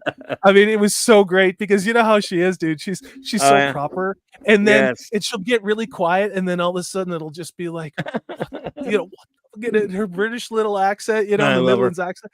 It's just like, what? Like, why does this show exist? It's like, that's a really good question. I mean.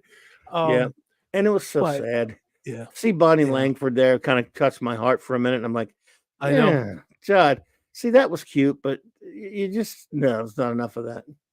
But it's just sprinkling glitter on roadkill in the middle of the road. It's horrible, and it's not even fresh roadkill. No. I mean, dressing down a David Tennant the first episode, and then we got Jason Noble in a dress.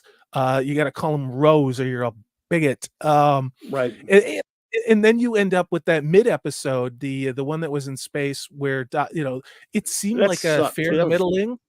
Well, the whole reason that episode existed, Clobby, is so that they can say David Tennant's doctor, who all the women liked, he's been gay all along. And like I said, Donna Noble just validated that, all of you people liked him because he was a cute young man. He's actually been gay the whole time, which again is complete and utter shit. And it's like, what kind of game are we playing?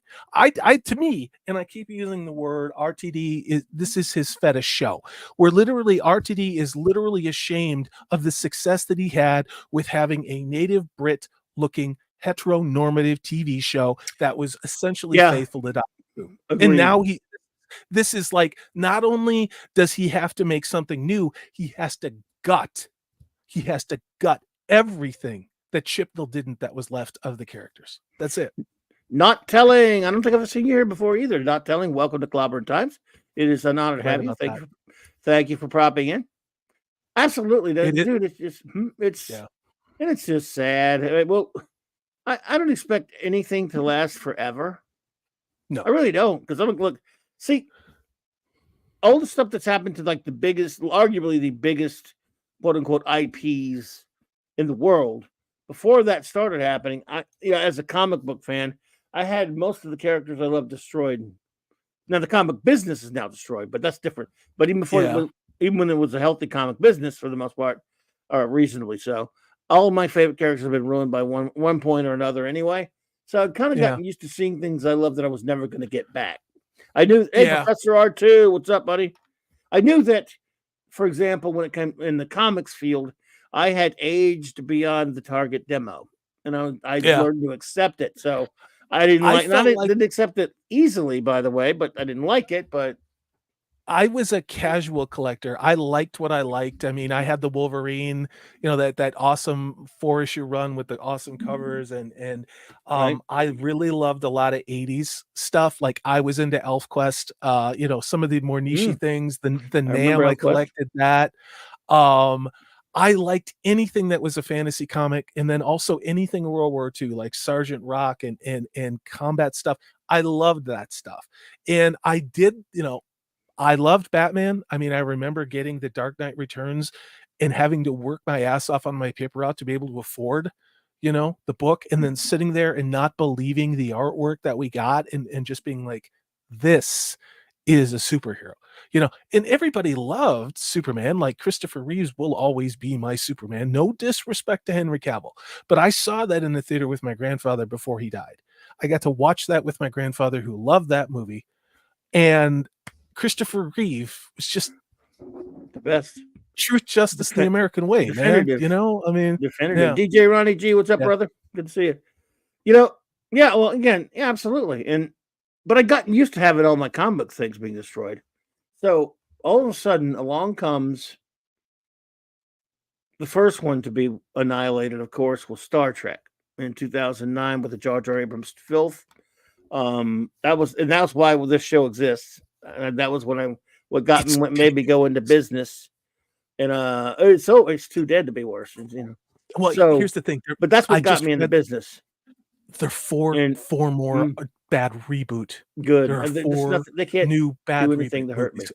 Good. I know, I'm me gonna either. laugh. It's not Star Trek. I'm It's gonna not laugh. Star It's not Trek. Star Trek. So I'm just Yeah. gonna laugh. I hate that. Look, nobody listened to me in 2009 when they accepted that shit from hell, which was garbage. And then they didn't listen to me till 2013 when they didn't like them messing with Khan. I'm like, well, what do you care about Khan for when they started to ruin the original characters? It's not like that's Khan anyway. Mark Day, what's up, dude? Yeah. What's up, buddy? Good to see you. Pop in whenever you feel like it, brother. It's always good to see you, man. So there was that, and then there was Star Wars, and nobody listened to me there either. When I remember when it would say, "Well, give it a chance," I said, "Jar Jar Abrams, give it a chance." Yeah. Jar Jar Abrams, give it. All right, now look, and I know that went differently. Some people actually bought into that first piece of trash, Force Awakens. I It was didn't. boring. It was It's boring. it was worse I than that too. It was still destroyed the character of Han Yeah. Solo, and it Yeah. gave us all the Raylo drivel. And then it was just, Yeah. it not only that, dude, it deprived us. It lied to us. It told us we were going to get It to see the original crew, and we that didn't. is unforgivable. And that's all that we wanted. They That's cost all us the that Beatles reunion. Yeah. Yeah. So I hate. Don't get me wrong. I mean, you can make case where Last Jedi's a worse movie, but it's not by much of it is. And all three of those movies are trash. So the point is, Star Wars has been destroyed too. I don't care if we get the little nugget here that some people like some of the TV deliberately. show. How? Okay, I honestly, the only thing that Oliver I Belafonte. tried to watch The Mandalorian. I know, and I have friends that I work with who like it. Right. I don't like it. I don't like it. And Boba Yeah. Fett, I don't ever need to hear about Boba Horrible. Fett again. Like, just F off and die with the Boba Fett, okay? And but I did see I watched the clip where they had the deep fake Luke Skywalker come in, and dude, I'm a grown ass 50-year-old man, and I wept. Because you know why? Because the last time I saw Luke Skywalker was, I think, in 1983 at a double feature, Return of the Jedi with Labyrinth at a drive-in movie theater when I saw that movie for the first time. And that's all that I wanted. It's all that I wanted was my boy, Luke Skywalker, Han Solo, Chewie, Leia, Lando in the Millennium Falcon. That's all I wanted. Yep. But hey, the time scales. Good to see you there. Good to see you. And by the way, Alejandro, 09 destroyed Star Trek. 16 was irrelevant. And actually, 2005 was when Star Trek was destroyed with the cancellation of Enterprise and the moving it off to less Moonvest and his creeps. But Jamie Harbor, good to see you. Welcome. Salty, this is my good friend Mark D with the Seeds. It's the first time you guys have Hey. met. He's Nice to meet you. Yep. engineer. Yeah, How's it I going? watched some of your streams. Thank you very Oh, much. cool, Thank you. cool. Yep. Yeah, Same here. Yep. That's right. You're on with Clavi, so yeah. JT Kirk, that's right, dude. Really it was 05 when Star Trek was destroyed, but 09 is the worst piece of filth that really set it into horrible motion stuff. But now, so all right, we've covered those first two big, like Trek and Star Wars. We now back to Doctor Who, though. Doctor Who, really, I've decided to make my cutoff point Time with the Doctor. Look, I love Peter Capaldi as an actor, but to me, he never had any good stories. He never had anything that made me go, wow, I could watch that over and over again. Here's a key thing with me, Salty, on this. When those early years of the revival, 2005 and 6, 7, 8, and 9, what have you, I was so excited to have Doctor Who again. A lot of people were. Me too. That when I would watch the new episode, obviously the new one all great, but I was so excited after getting the new one, I might watch it again the next night, the same night, or by the time the next one came on. By the time the next one came out, I would at least have watched it 2, 3 times, 4 times. Max. Oh yeah, absolutely. And so when by the time we got to the Capaldi era, I was sort of like, I like him. I can't wait to watch him. Right. I watched his first one a couple of times because it came out beforehand. But anyway, when that came out, every week I would watch it, and I never had the desire to go watch another one. Not I agree. once, that's what happened to me mid-season. that I can remember. Mid-season. And I watched them all.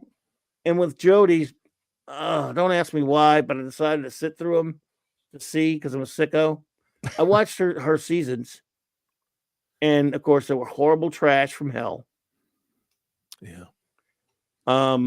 Let's see. Alejandro says, I would fight you over when Star Trek died, but I don't have a mic set up at the moment. It doesn't matter. There's no one's ever beaten me before. It's dead, though. Alejandro? It's dead, Jim. It's like it's like arguing over if it was a great white shark or a tiger shark. It doesn't matter. The shark Alejandro, it's dead. You know, I would love to talk to you sometime because you're welcome to one of these days. I do member streams, different stuff, but it doesn't matter. No one's ever won that battle with me, and no one ever will. It's not possible. It's absolutely. You could ask my chief engineer. I'm sure he'll back me up on that. I've tried. Yeah, I've tried to get you to watch Star Trek Discovery so you can suffer my pain, and you've never finished watching Discovery. But Alejandro, I love you, my friend, and that's okay. But there is no Star Trek after 2005. It's in name only. And look, I'll admit, maybe some of the fan films. Those are fine, but they're not canon. But yeah, I'll better. defend. Hey, but I'll tell you this: if it makes you feel any better, Alejandro, I'm one of those few who has defended Enterprise since it first came on, even though I admit things wrong with it. I'm a staunch defender of Enterprise, and you know the shit I've taken over that. I don't know what you think about it, Alejandro, but so it's never a problem. You're always welcome here anyway, buddy, and I appreciate you. But there's no one has a shot against me when it comes to 09. I'm the undisputed champion of destroying the filth. I am what you call the filth slayer. That's our name for it, Salty. Is anything after any? No, you're the coroner, man. You wrote the coroner's report on the dead, mutilated corpse that you discovered. I am the filth slayer. Do you realize he's called Jar Jar Abrams because of me? In 2008, before the movie came out, I had that out in the Yahoo Press, and they kept putting it out there. They even interviewed me on there's a thing called. I didn't trademark that. Yeah, I should. And it got back. Incidentally, that got back to him in 09. Jar Jar Abrams. I'm proud. He's been quiet. Have you noticed he's been really quiet since we got that? We're going to do the African American Superman who's not Superman. Which ain't ever going to happen. No, but again, in this article, I need to confirm some of the sources on this, but we have 4 Star Trek movies in development based on the Calvin timeline right now, including a prequel that's going to you ready for this? I need to confirm this, but it's said to retcon. It's going to retcon TOS. See, I They've guess already done that. They've already done that with even more. I know, but even more apparently. And this is bad reboot. So it's going to be black trans communist amputee lesbians in space. That's pretty much what it's going to be. And then evil white men with the Federation destroyed their perfect communist space paradise. That's why you're talking about this. they've got to have like this 25% difference between the JJ Trek. Right. And I mean, was there any truth to that? Or now you're getting me excited. That's what I love it. I want it to be the worst thing. I want it to be so bad I'll that I'm make probably going videos to about love it. I'll cover it. I'll be in love with it. I'll absolutely because not in the sense that it's good. Obviously, it'll be because they just keep proving me right. They can't hurt us because it's not Star Trek. You can't hurt me. It's not Star Trek. Hey, they can call it whatever they want because they have the legal right, unfortunately, to do so. Because let me tell you, and here's another thing about IPs. Let me tell you all something. A little thing about creations in terms of, well, not just geek stuff, but let's just stick with geek stuff, right? Creations, if you will. There are maybe, and I'd have to think about this a little bit longer, maybe, anywhere from, I want to say maybe 4 to 5, probably under 10 for sure, creations of an artistic, imaginative artistic fiction, regardless of the medium, that are owned by their original creator, that have been stolen, sucked out of their original creator by vampire-like corporations. Maybe we'll name a couple. We'll see how many we can name for a fun Mickey Mouse and Disney, but obviously they're not. They don't know. No, that's the one that isn't. Well, that's right. Yeah, well, Disney got bought up by Harry Potter. Oh, don't worry, they're remaking that. No, but I'm talking about. I did a video on that. I'm talking about the original creator owning it. J.K. Rowling. Yeah. Tarzan and John Carter, owned by the Edgar Rice Burroughs estate, but there's still been some. I mean, that could go to hell. Robert E. Howard, some of his stuff is, but not all of it's owned by the Howard estate. Let's see here. I'm getting cryptic with some of these, I realize. But in Conan Doyle, I mean, look what they've done with Conan also, Doyle. The Conan Doyle estate has been screwed out of some of their stuff. Yeah. Is he in the Sherlock Holmes in the public domain, or how does that work? No, it's not. But part of they took some of that Enola Holmes crap out from him. Yeah. What's another one?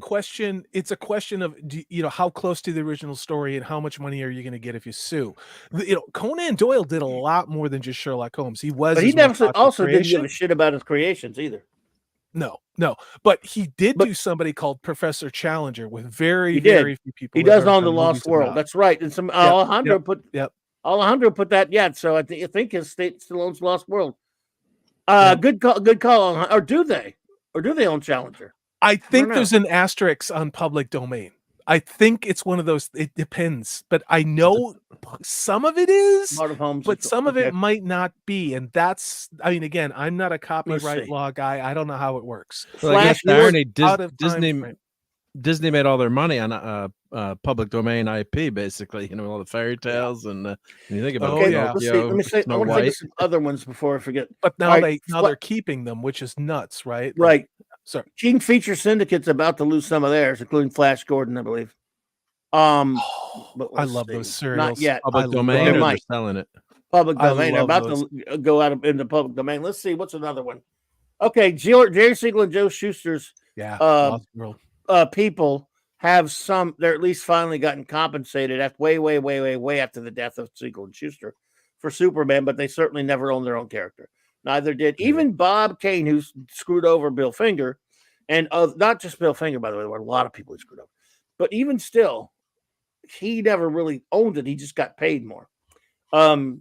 Let's see here. All the characters that Stan Lee screwed Jack Kirby out of, well, Lee never really owned any of them either, but he got paid a lot more. And Steve Ditko. The Kirby family finally got some recompense in 2011 for a lot of his co-creations, but they're just had money thrown at them. They don't own his characters. So we don't know how much they're getting too. Right, we don't. It's not a lot. It's decent, but it's not compared to the billions upon billions of dollars that Jack Kirby Creations have made for these companies. So I'm trying to think, but as far as completely owned by, let's see, George Lucas was one, and the dickhead sold it. So it's his fault. Phantom Outsider says in 2023, Sherlock Holmes, Dracula, Tarzan, and Peter Pan are now fully public domain. Yes, there you go. I just know in some of the articles I read, and I'm not contradicting you, that there was this but or Asterix or something like that. And Well, again, I don't know what the you can't specifics use are. like their design, the Universal Studios design of Frankenstein and Dracula. So it's like Mickey Mouse has a trademark. You can't do anything Mickey Mouse, but Steamboat Willie is public domain now. So that's where Now that's wait a my minute, understanding. Alejandro. This King Kong is currently owned by Warner Brothers and Universal. Don't they own?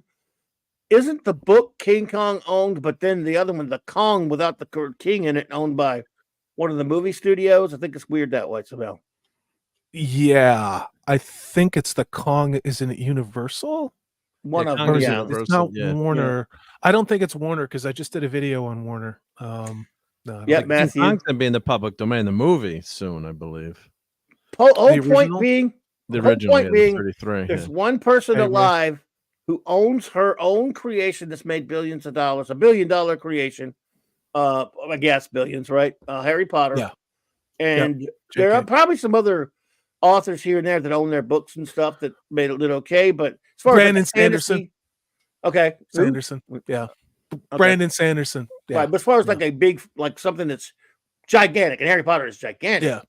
You know, It's of course. global. Now the Tolkien estate, you could say them maybe, but they're getting screwed over royally. Well, Embracer bought a lot of rights, but again, that's one of those weird things where the Arcania in all of this, then that's kind of where Amazon got burned, which is hysterical.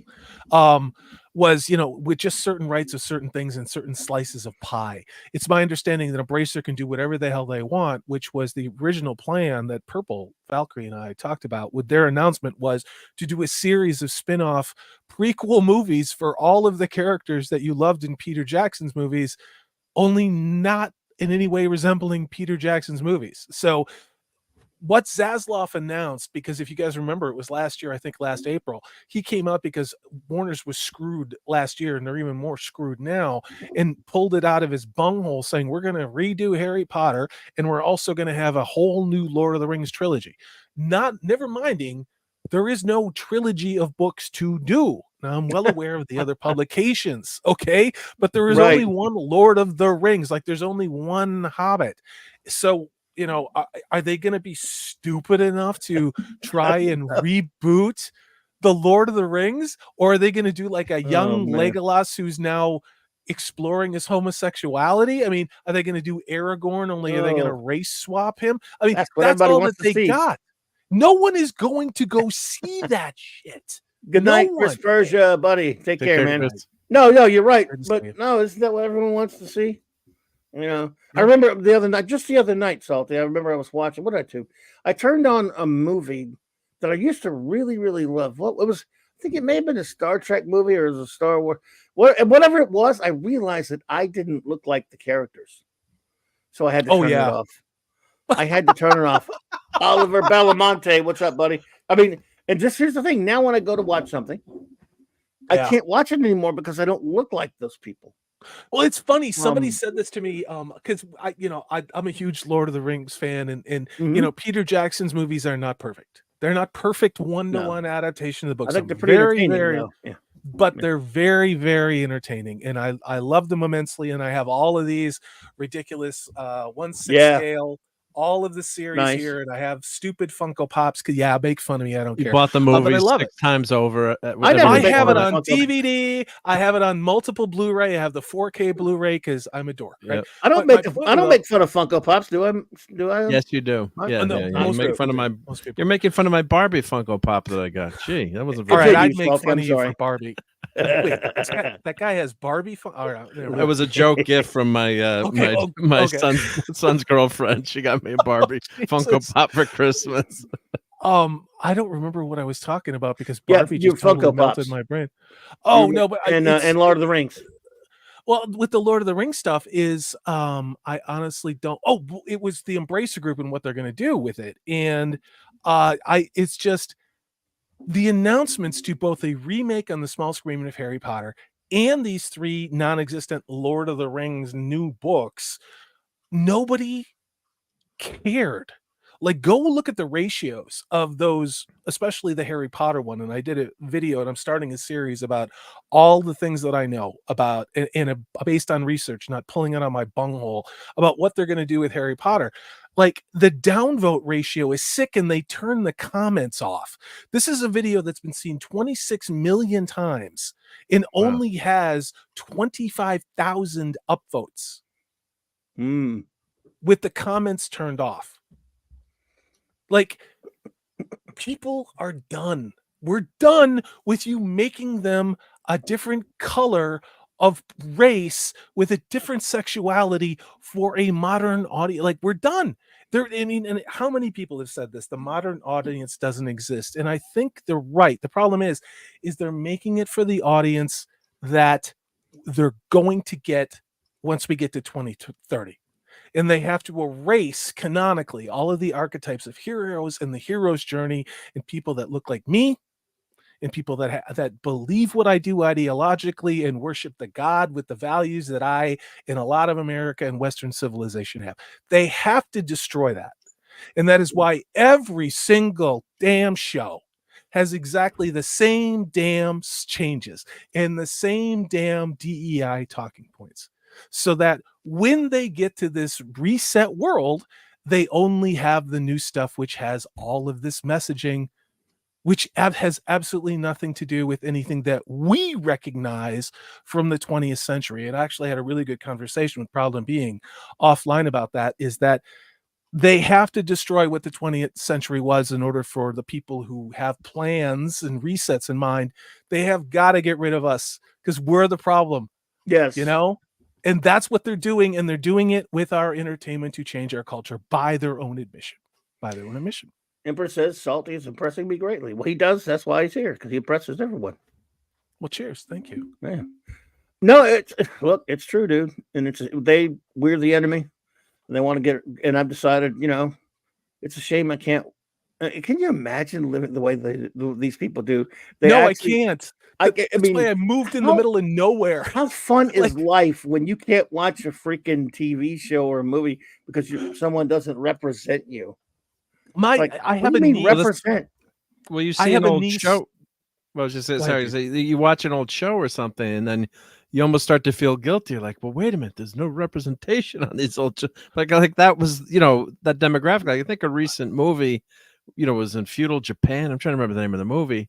And then they were getting complaints because it wasn't diverse enough, and it was like feudal Japan. I mean, go ask China. Go ask China about all the people that let in their country. Don't give a shit. Go ask them. You know why? Because they're not doing that. Go ask China about all the diversity they have in their Chinese movies. Well, that's why John Bodega was disappeared on the Disney Star Wars poster. It's crazy. It's almost like Western civilization is being intentionally sabotaged. It's funny. You'd almost think, wouldn't you? Yeah, it's almost that. Yeah, it's pathetic. It's just so. It's basic bitch obvious. So ridiculous. Yeah. Disney is not going to stop. Warner's never going to stop. Universal's going to make money, and they're going to release stuff too. But they don't care if anyone watches their shit. They don't care, because all their debt's going to be forgiven anyway.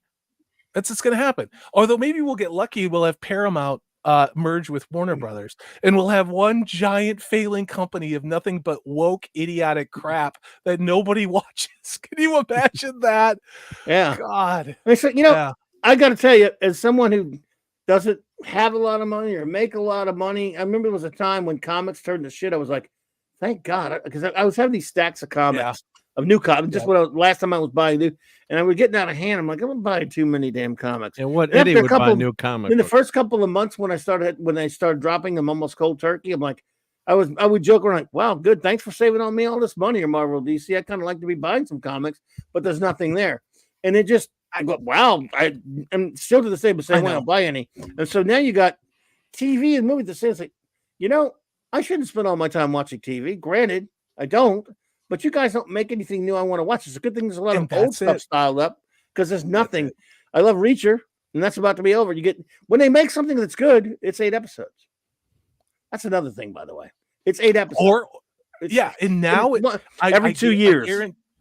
I guarantee you they're going to reduce the episode counts because of the money and losing money from 8, because Amazon was doing that too. You had HBO doing that, Warner doing that. They're going to drop it to 6 because they do not have the money to make these shows, you know? And I think Disney's going to flip that switch. I mean, look what they just did with Echo, which I honestly, make as many videos as you can. I will not cover that shit because it's literally the stupidest thing I've ever seen in my life. And like, I can't even make fun of it. And I couldn't get I past know the second episode, dude. And he watched it all. Disparu has a field day with it because when I talked to him about like why he does what he does, but it's just like I've reached this point where I can't. Like I can't bring that into my temple of my headcanon and watch this because I can't even make fun of it. I just want to cover my ears and run away. You know what I mean? Like, please. It's not even funny. Please hit Hollywood. Please, some a giant meteor. Just boom. You know, Claude Salling. Show. Claude. Yeah. Hey, Echo's not even films. funny. There's the thing. It's not No. even funny. No. It's so bad. I mean, it's Well, yeah, people asked me if what I thought of it, you know, the first night, if it was bad, and you didn't suffer through it either. I watched the first 2 episodes and I couldn't watch it. And but thankfully, I didn't have to watch Wakanda Forever. But that's a trade-off.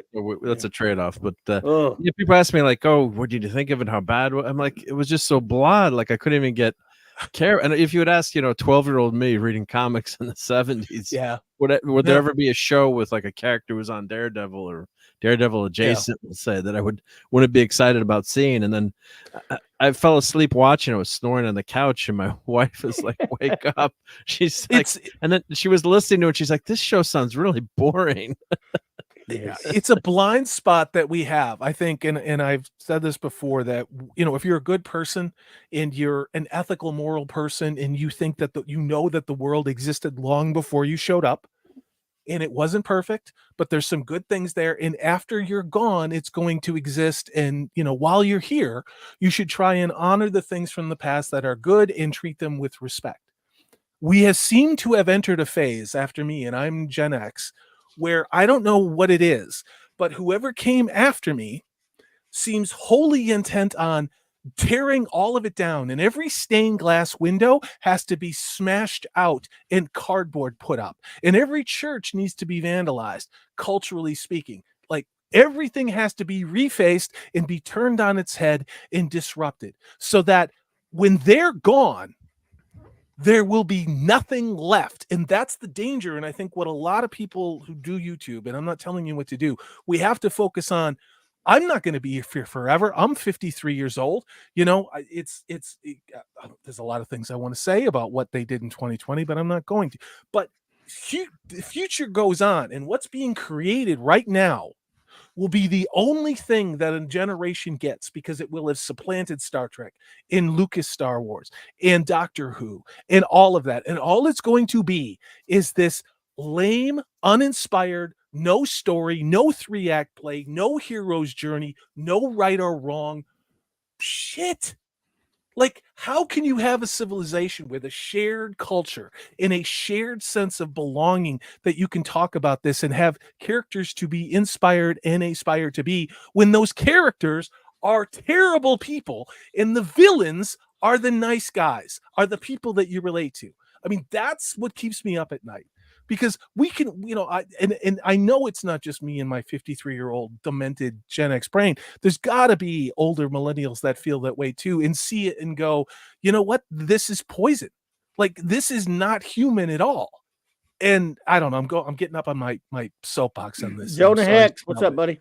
No, I got you. Yeah, well, that's what Echo. I mean, you couldn't even root for her because she's a murderer. I mean, it's one thing to the Punisher is an anti-hero, taking out mob people, but she was a hired assassin. She never really had a redemption. She basically, in the show, I mean, not that we want to spend much time talking about it, but she was taking over trying to take over the Kingpin's empire. At the end of the show, she had no journey, it was, she's got the tragedy of losing her leg and overcoming that, but she's a henchman for the Kingpin and grew up with, an assassin for the Kingpin, grew up in the lap of luxury with the Kingpin. I mean, nothing about that character was redeeming.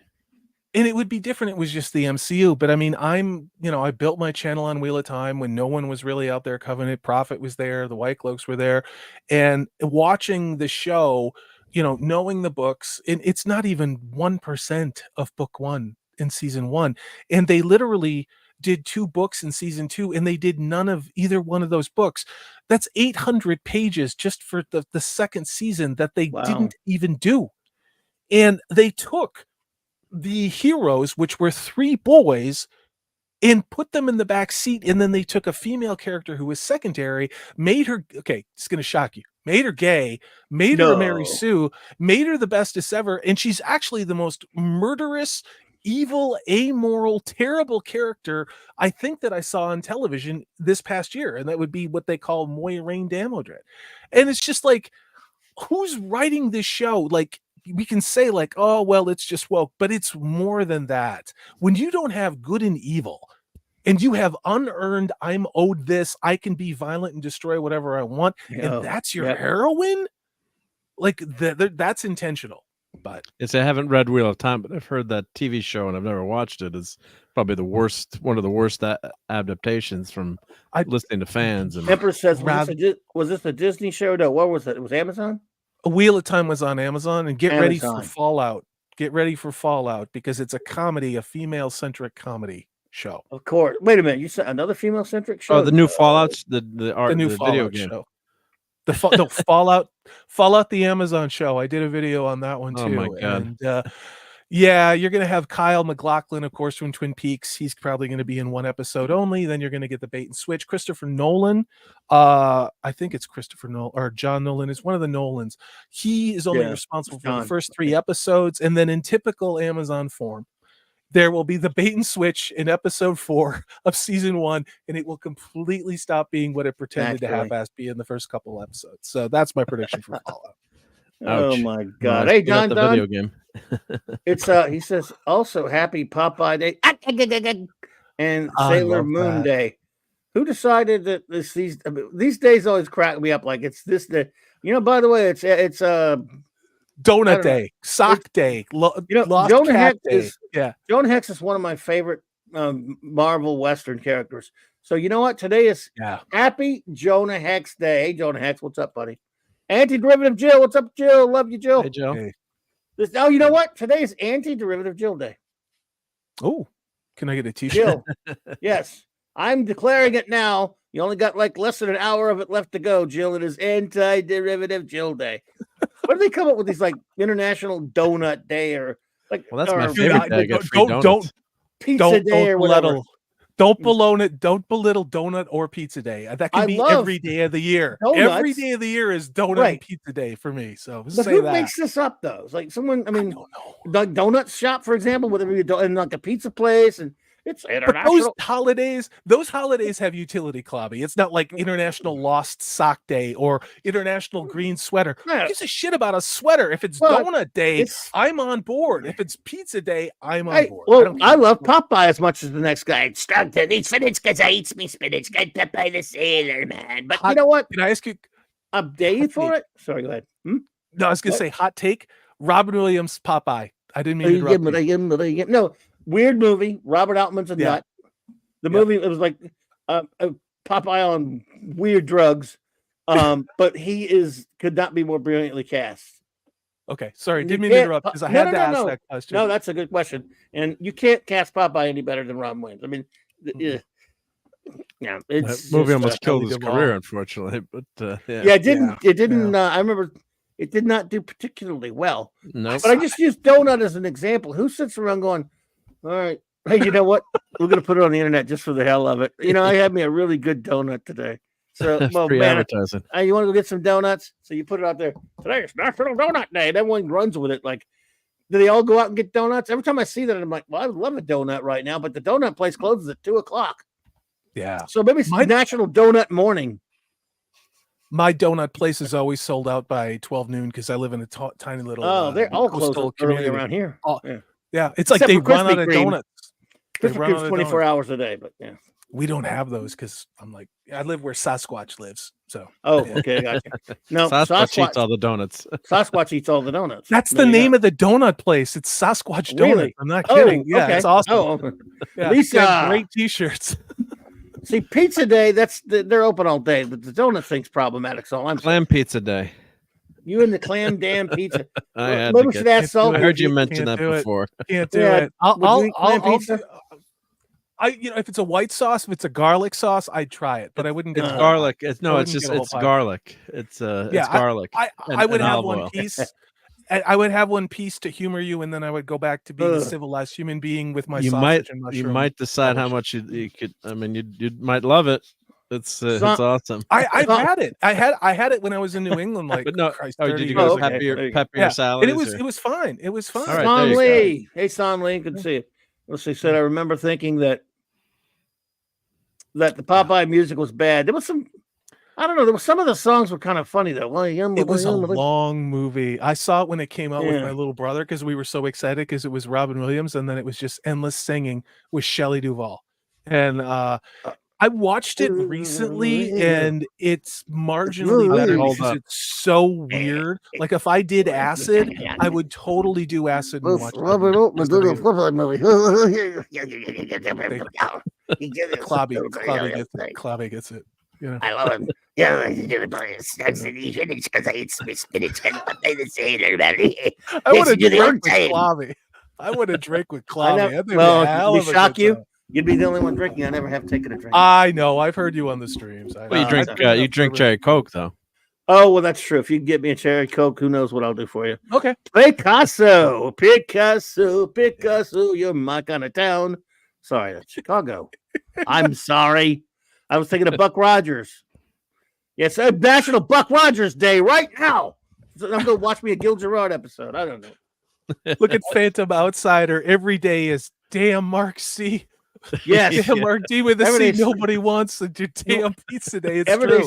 day's- there's a video It's like about Charleston Heston on the beach. Damn you, dirty Mark D with a C. Damn you to hell. no, not just that. Hey, Mark, what did you do with it? You always With keep what? one of my videos, man. Oh, I didn't get rid of Make any for me. videos. The one The damn you it, put Mark. up there. Yeah, that one. Oh, it's there. It's not there, man. God damn it, Mark. Well, it's not. Where'd you find it? It's below just below this one. There's only one thing I want to say to you. You're a dumbass. Oh, I moved it up. Okay, sorry. Yes. Captain, I see no reason to stand here and be insulted.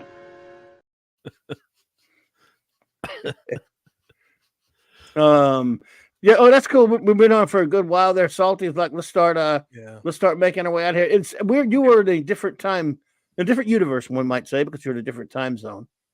It's true. Brian Hepburn, what's up, Kimasabi? It is National Kimasabi Day now for some reason. I don't know. I'm gonna make it everything stupid shit I say is gonna be national Lone that Ranger. day. It's Yes.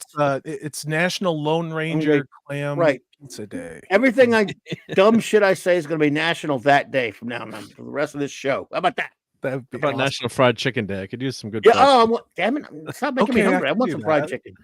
I know, and donuts and pizza, but no goddamn clams, Mark. Would I you don't have want that now, in would my you have a life. plate with like one piece of pizza, one piece of fried chicken, then a donut? The chocolate. Yeah. What kind of donut? What kind of donut we're talking about? Chocolate donut, or you like a glazer? Or, I'm easy, hot honestly. glaze? Yeah, I'm yeah. not. I'm not an isterophobe with my donuts, so I'm open. I you know? am. I want a chocolate donut. I don't know. I do love the hot glazers now. Hot glazed dough. That's rare though, because they run out of those quickly. But I do like a good bear claw though, because it's like you got this thing that's Yeah. as big as your head, what the hell and is a it's bear nothing claw? but sugar. Oh, It's like a apple long fritter one. thingy. big thing. Yeah, like it looks like a bear claw, if that helped. But yeah, There you go. yeah, they're good. I also like Cool. the plain Dunkin' Donut or the the chocolate Bavarian cream, which you Okay. can't get anymore at Dunkin' Yeah. Donuts. They don't have that. You want an Yeah. eclair? An eclair? Yeah. That's Yeah. there.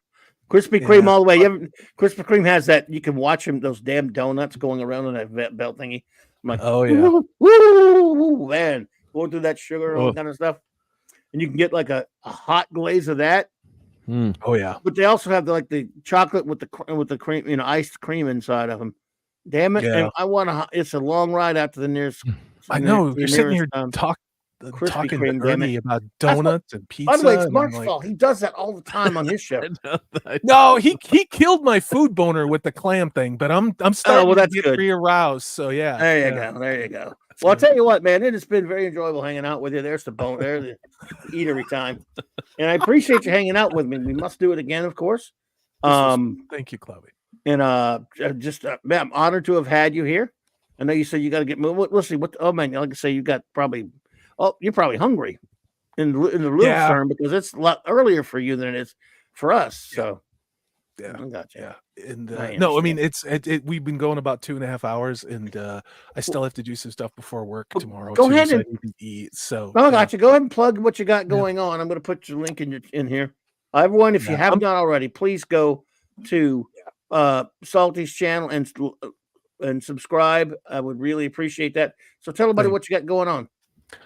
Hi, obviously, first of all, I want to say this was a lot of fun. Claudia, I've watched you Thank for you. years, and Scuzzable's just in the line. Purple Valkyrie has said nothing but great things about you. I know how close you guys are. But no, it was really fun to talk tonight and to talk about Doctor Who and to respond to the chat. And thank you, chat, again for being patient while I was borderline autistic and nerded You were out. fantastic. They really enjoyed you. Thank you. And Bark D, it's great to see you. Great But to yeah, see you too. I put out videos only on things that I really care about. Care about Doctor Who, care about Star Trek, care about Harry Potter. So I'll probably be dropping a video in the next couple of days. But again, just Clobby, thank you for doing this. Virtually every night when you're streaming, if I'm not busy like working or doing stuff, I watch your show because it's great to hear your passion and your subject matter expertise, and you actually care about the things that you talk about. And as a YouTube consumer and a viewer, that is what really appeals to me, is when somebody really cares about what they're talking about. And yeah, thank you for what you do. Well, I'm honored by those words, sir. Thank you for being here. Hopefully, let's do it done. Hopefully, we will do it again if you're game. Hell yeah! Please give my love to our wonderful friend Purple Valkyrie. I love her very much. I miss her big time, and hopefully one of these I'm gonna get her come back on and hang with me for a little bit. I hope so. She'd love that. All right, brother. Well, thank you, everyone. Salty Traveling Sea. Cheers. Be good, buddy. Take care, man. See you later. Good night. Don't eat too much clam pizza. No, see, I hope he didn't hear that because he will not. Now you've ruined this. It'd probably make him not want to eat now with missing cram pizza again. So there you go. Mark. Damn it, son of a bitch. Damn it, son of a bitch. You goddamn it, you're down, pizza. Well, everyone, I tell you what, it's been a lot of fun. I really appreciate y'all. You've been very cool, and thank you for treating our guests so well. It's always great to have new people come in and hang out with us. Thank you, JT, and thank you, everyone. You've all been great, and Salty was an amazing guest. Really knows his stuff, and he has a great channel. Again, I hope you all will follow that link and go subscribe to him. Good stuff. Really enjoyed talking. Yeah, absolutely. So we'll start moseying on out ourselves, I guess, unless anyone else has any questions. Yeah, anyone want to learn more about clam pizza? If not, we can go. Just if you to this National Clam Pizza Minute right here. And if you have any questions about clam pizza, you have another 45 seconds to ask it now. Now you're down to 23 seconds. If you want to ask any questions about clam pizza, now you're at 10 seconds. So Jonah Hex says anchovy day, and Punkwell says I like shrimp. Please get your questions in. You have 3 seconds left for clam pizza day. 3, 2, 1. Oh, is there oyster pizza? No, but that's a good idea. Too late. It's no longer national. No longer valid. It's no longer National Clam Pizza Minute, folks. But you had your shot, and nobody wanted that filthy, stinking clam pizza. Oh, squid pizza with extra tentacles. I want. Oh, that's you have to find Nick's. Nick has that somewhere. That I got the extra tentacles. Not here though. That we won't. It's we won't do that. Yeah. I don't want to steal Nick's thunder there. Anyway, what you got going on, sir? Oh, not too much. Just looking forward to the clubhouse tomorrow night. I can't believe it's already Thursday. So wow, yeah. we'll be doing. I know Sure you is. mentioned before, but we're doing episode 11 of Blake 7, which is Yes, sir. Bounty, Bounty. Yep, Mutiny on the Bounty. quicker, And, bicker, upper.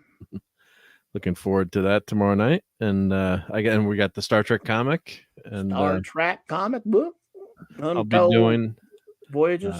Yeah, and I'll be doing late night Fortnite. Usually I don't mention that, but after 12:30, so after the comic book show is over, usually Friday night is hang out with the wife, watch movies or whatever. Sure. But then after that, we got Fortnite, late night Fortnite with Dadman and Lisa and JT Kirk and Mandalorian and gang, and I'll be back, of course, for Sunday night Geekery. So looking forward to hanging out with everyone again on Sunday night. We had a nice hangout last week. Thanks to Tom at Midnight's Edge sent everyone my way after his show ended. So my watch hours jumped up. So if anyone, I'm very close to the 4K. So shameless plug. If anyone could watch one of the playlists, leave that tab open all day or maybe for the next week. Just kidding. But that would help get me over that 4,000 watch hours because I'm getting close. So I guess I should stream more probably too. But if you don't, if anyone wants to watch some playlists, you can keep it on mute, I guess, right? And just keep it. Yeah. Or you just turn the speaker down or whatever if you have to. Yeah. You could do that. Yeah. I don't guess they I don't think they ding you for that. I don't think so. No. I don't know. Does the algorithm catch you turning them on mute? I don't know. I'm not sure, but I'm sure I could find out, or someone would know. Yeah. Yep. So. Yes, sir. Well, cool. Anything else? Are you good? Or? No, I'm going. I did get new comics. We'll save those for Monday. If you want, we do them Monday if you want. Or we can do them Monday, right? Yeah, we can do it Monday. We'll save them. We'll do it Monday night. Okay, for the comic show. Yeah. Yep. Alrighty then. Cool. There's actually one decent looking cover. I can't believe it. About time. Let's see what we got going up in here tomorrow. Okay, well, tomorrow night, of course, I should be hanging out with Tom and the gang at 6 p.m. Central Standard Time with the Midnight's Edge After Dark with the great Tom Connors and those wonderful people over there. And then, of course, there is the Clubhouse, another episode of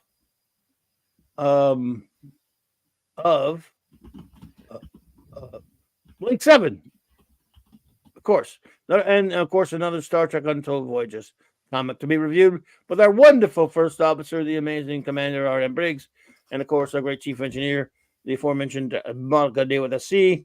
And then Friday night, Fearless Friday continues on the great J-Man's channel as we continue as J-Man and Sean and I continue our reviews of Fearless Frank Miller's Daredevil run. From the very beginnings, we've done 2 shows so far. It's going to take us quite some time. We're having a great time reviewing this classic comic book, legendary classic comic book run. So I'm looking forward to that. That's 7 p.m. Eastern Standard Time. Then, of course, after that, I'd like to hang out with the Friday Night Comic Shop boys on the great 32 Flavors of Nick Weiser's channel. We review comics sometimes. We just talk basic this year and that. Comics news and other different basic open stuff with the Comic Shop boys. It's a lot of fun. Then, of course, back to our standard time over here on CLOBBERIN Times. Same Trek time, same Clubby channel, 9 p.m. Central.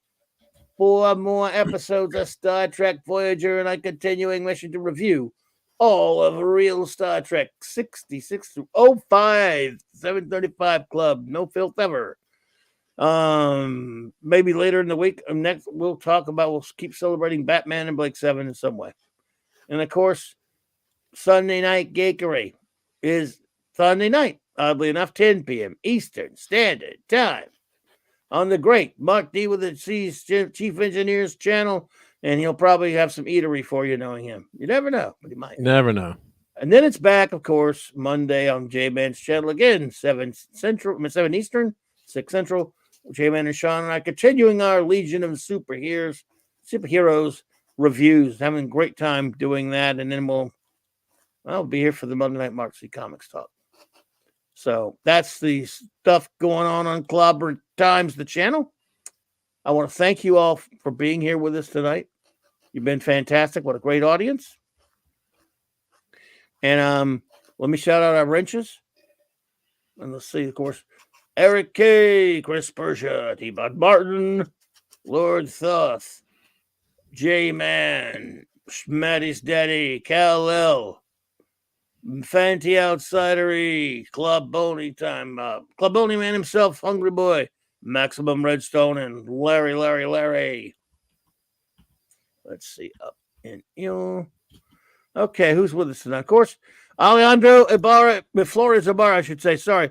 Great to see you, Alejandro. Thank you for being here tonight. You've been terrific. I really appreciate you. Lisa, the lovely Lisa, popped in. Good to see you, Lisa. Penny was also here earlier, had to run. Professor R2. Good to see you. Jonah Hex, Oliver Belamonte, Don Ranger Power, Empress NM, Anti-Derivative Jill. Love you, Jill. Let's see. Punk Waddle. All right, Punk Waddle.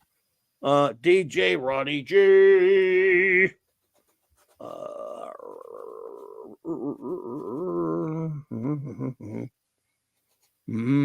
Adrian James.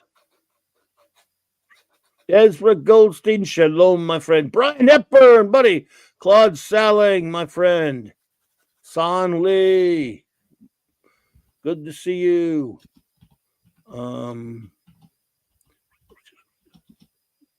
Matthew Pounder, Picasso.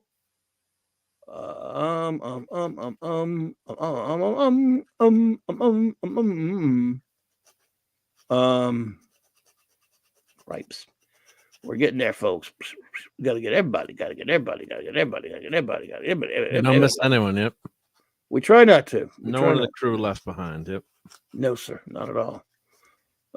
Fanty outside. I think we already got Fanty, but what the hell? He's worth it.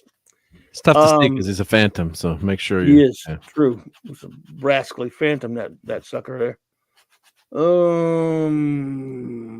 JT Kirk, go Lions, go Lions, go Lions, go. Yeah. Not telling. Lemon Pie was here, I remember, of course, from way back. Let's go. I'm backtracking here. Yeah, I'm leaving on a jet plane. I don't know when I'll have more. Oh, I almost did my filthy words. Sorry. More. Be careful. Yeah, it rhymes. You're live. You're not Memrex. Yeah, it had something to do with saying the word, wheeling the term butt pain in there somewhere. But anyway, Jamie Harbert, good to see you. The Time Scales, thank you for joining us. Time Scales, a new one.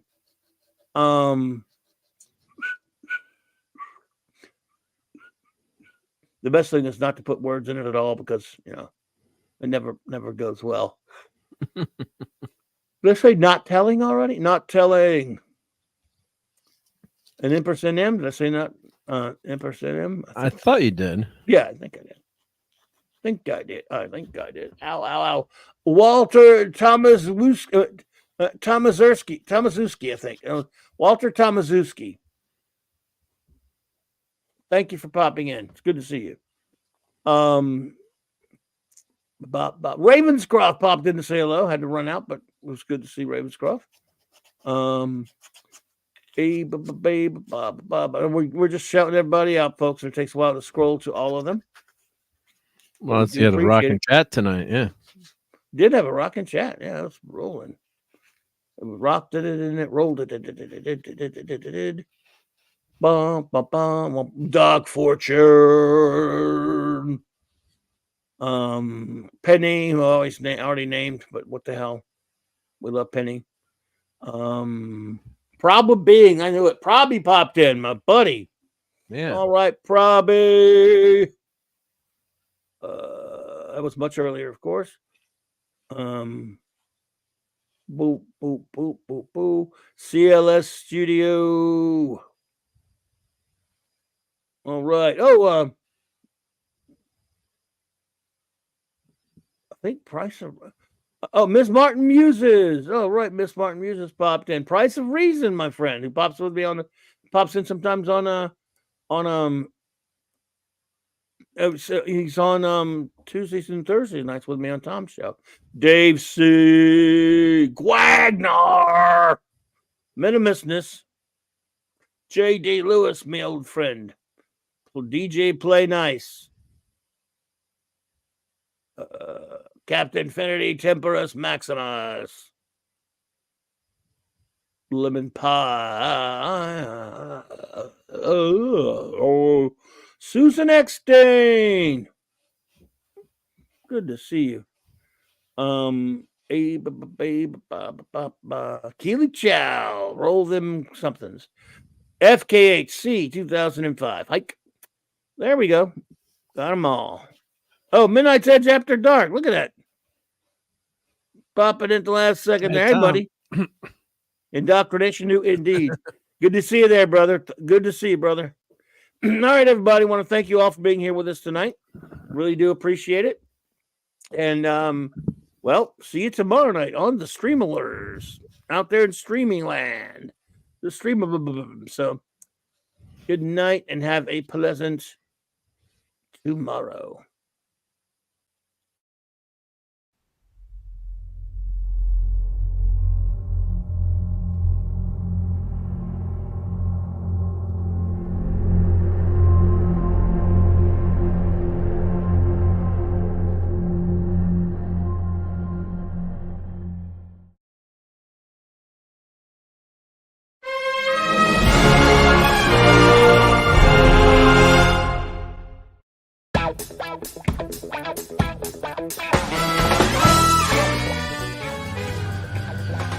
Poker.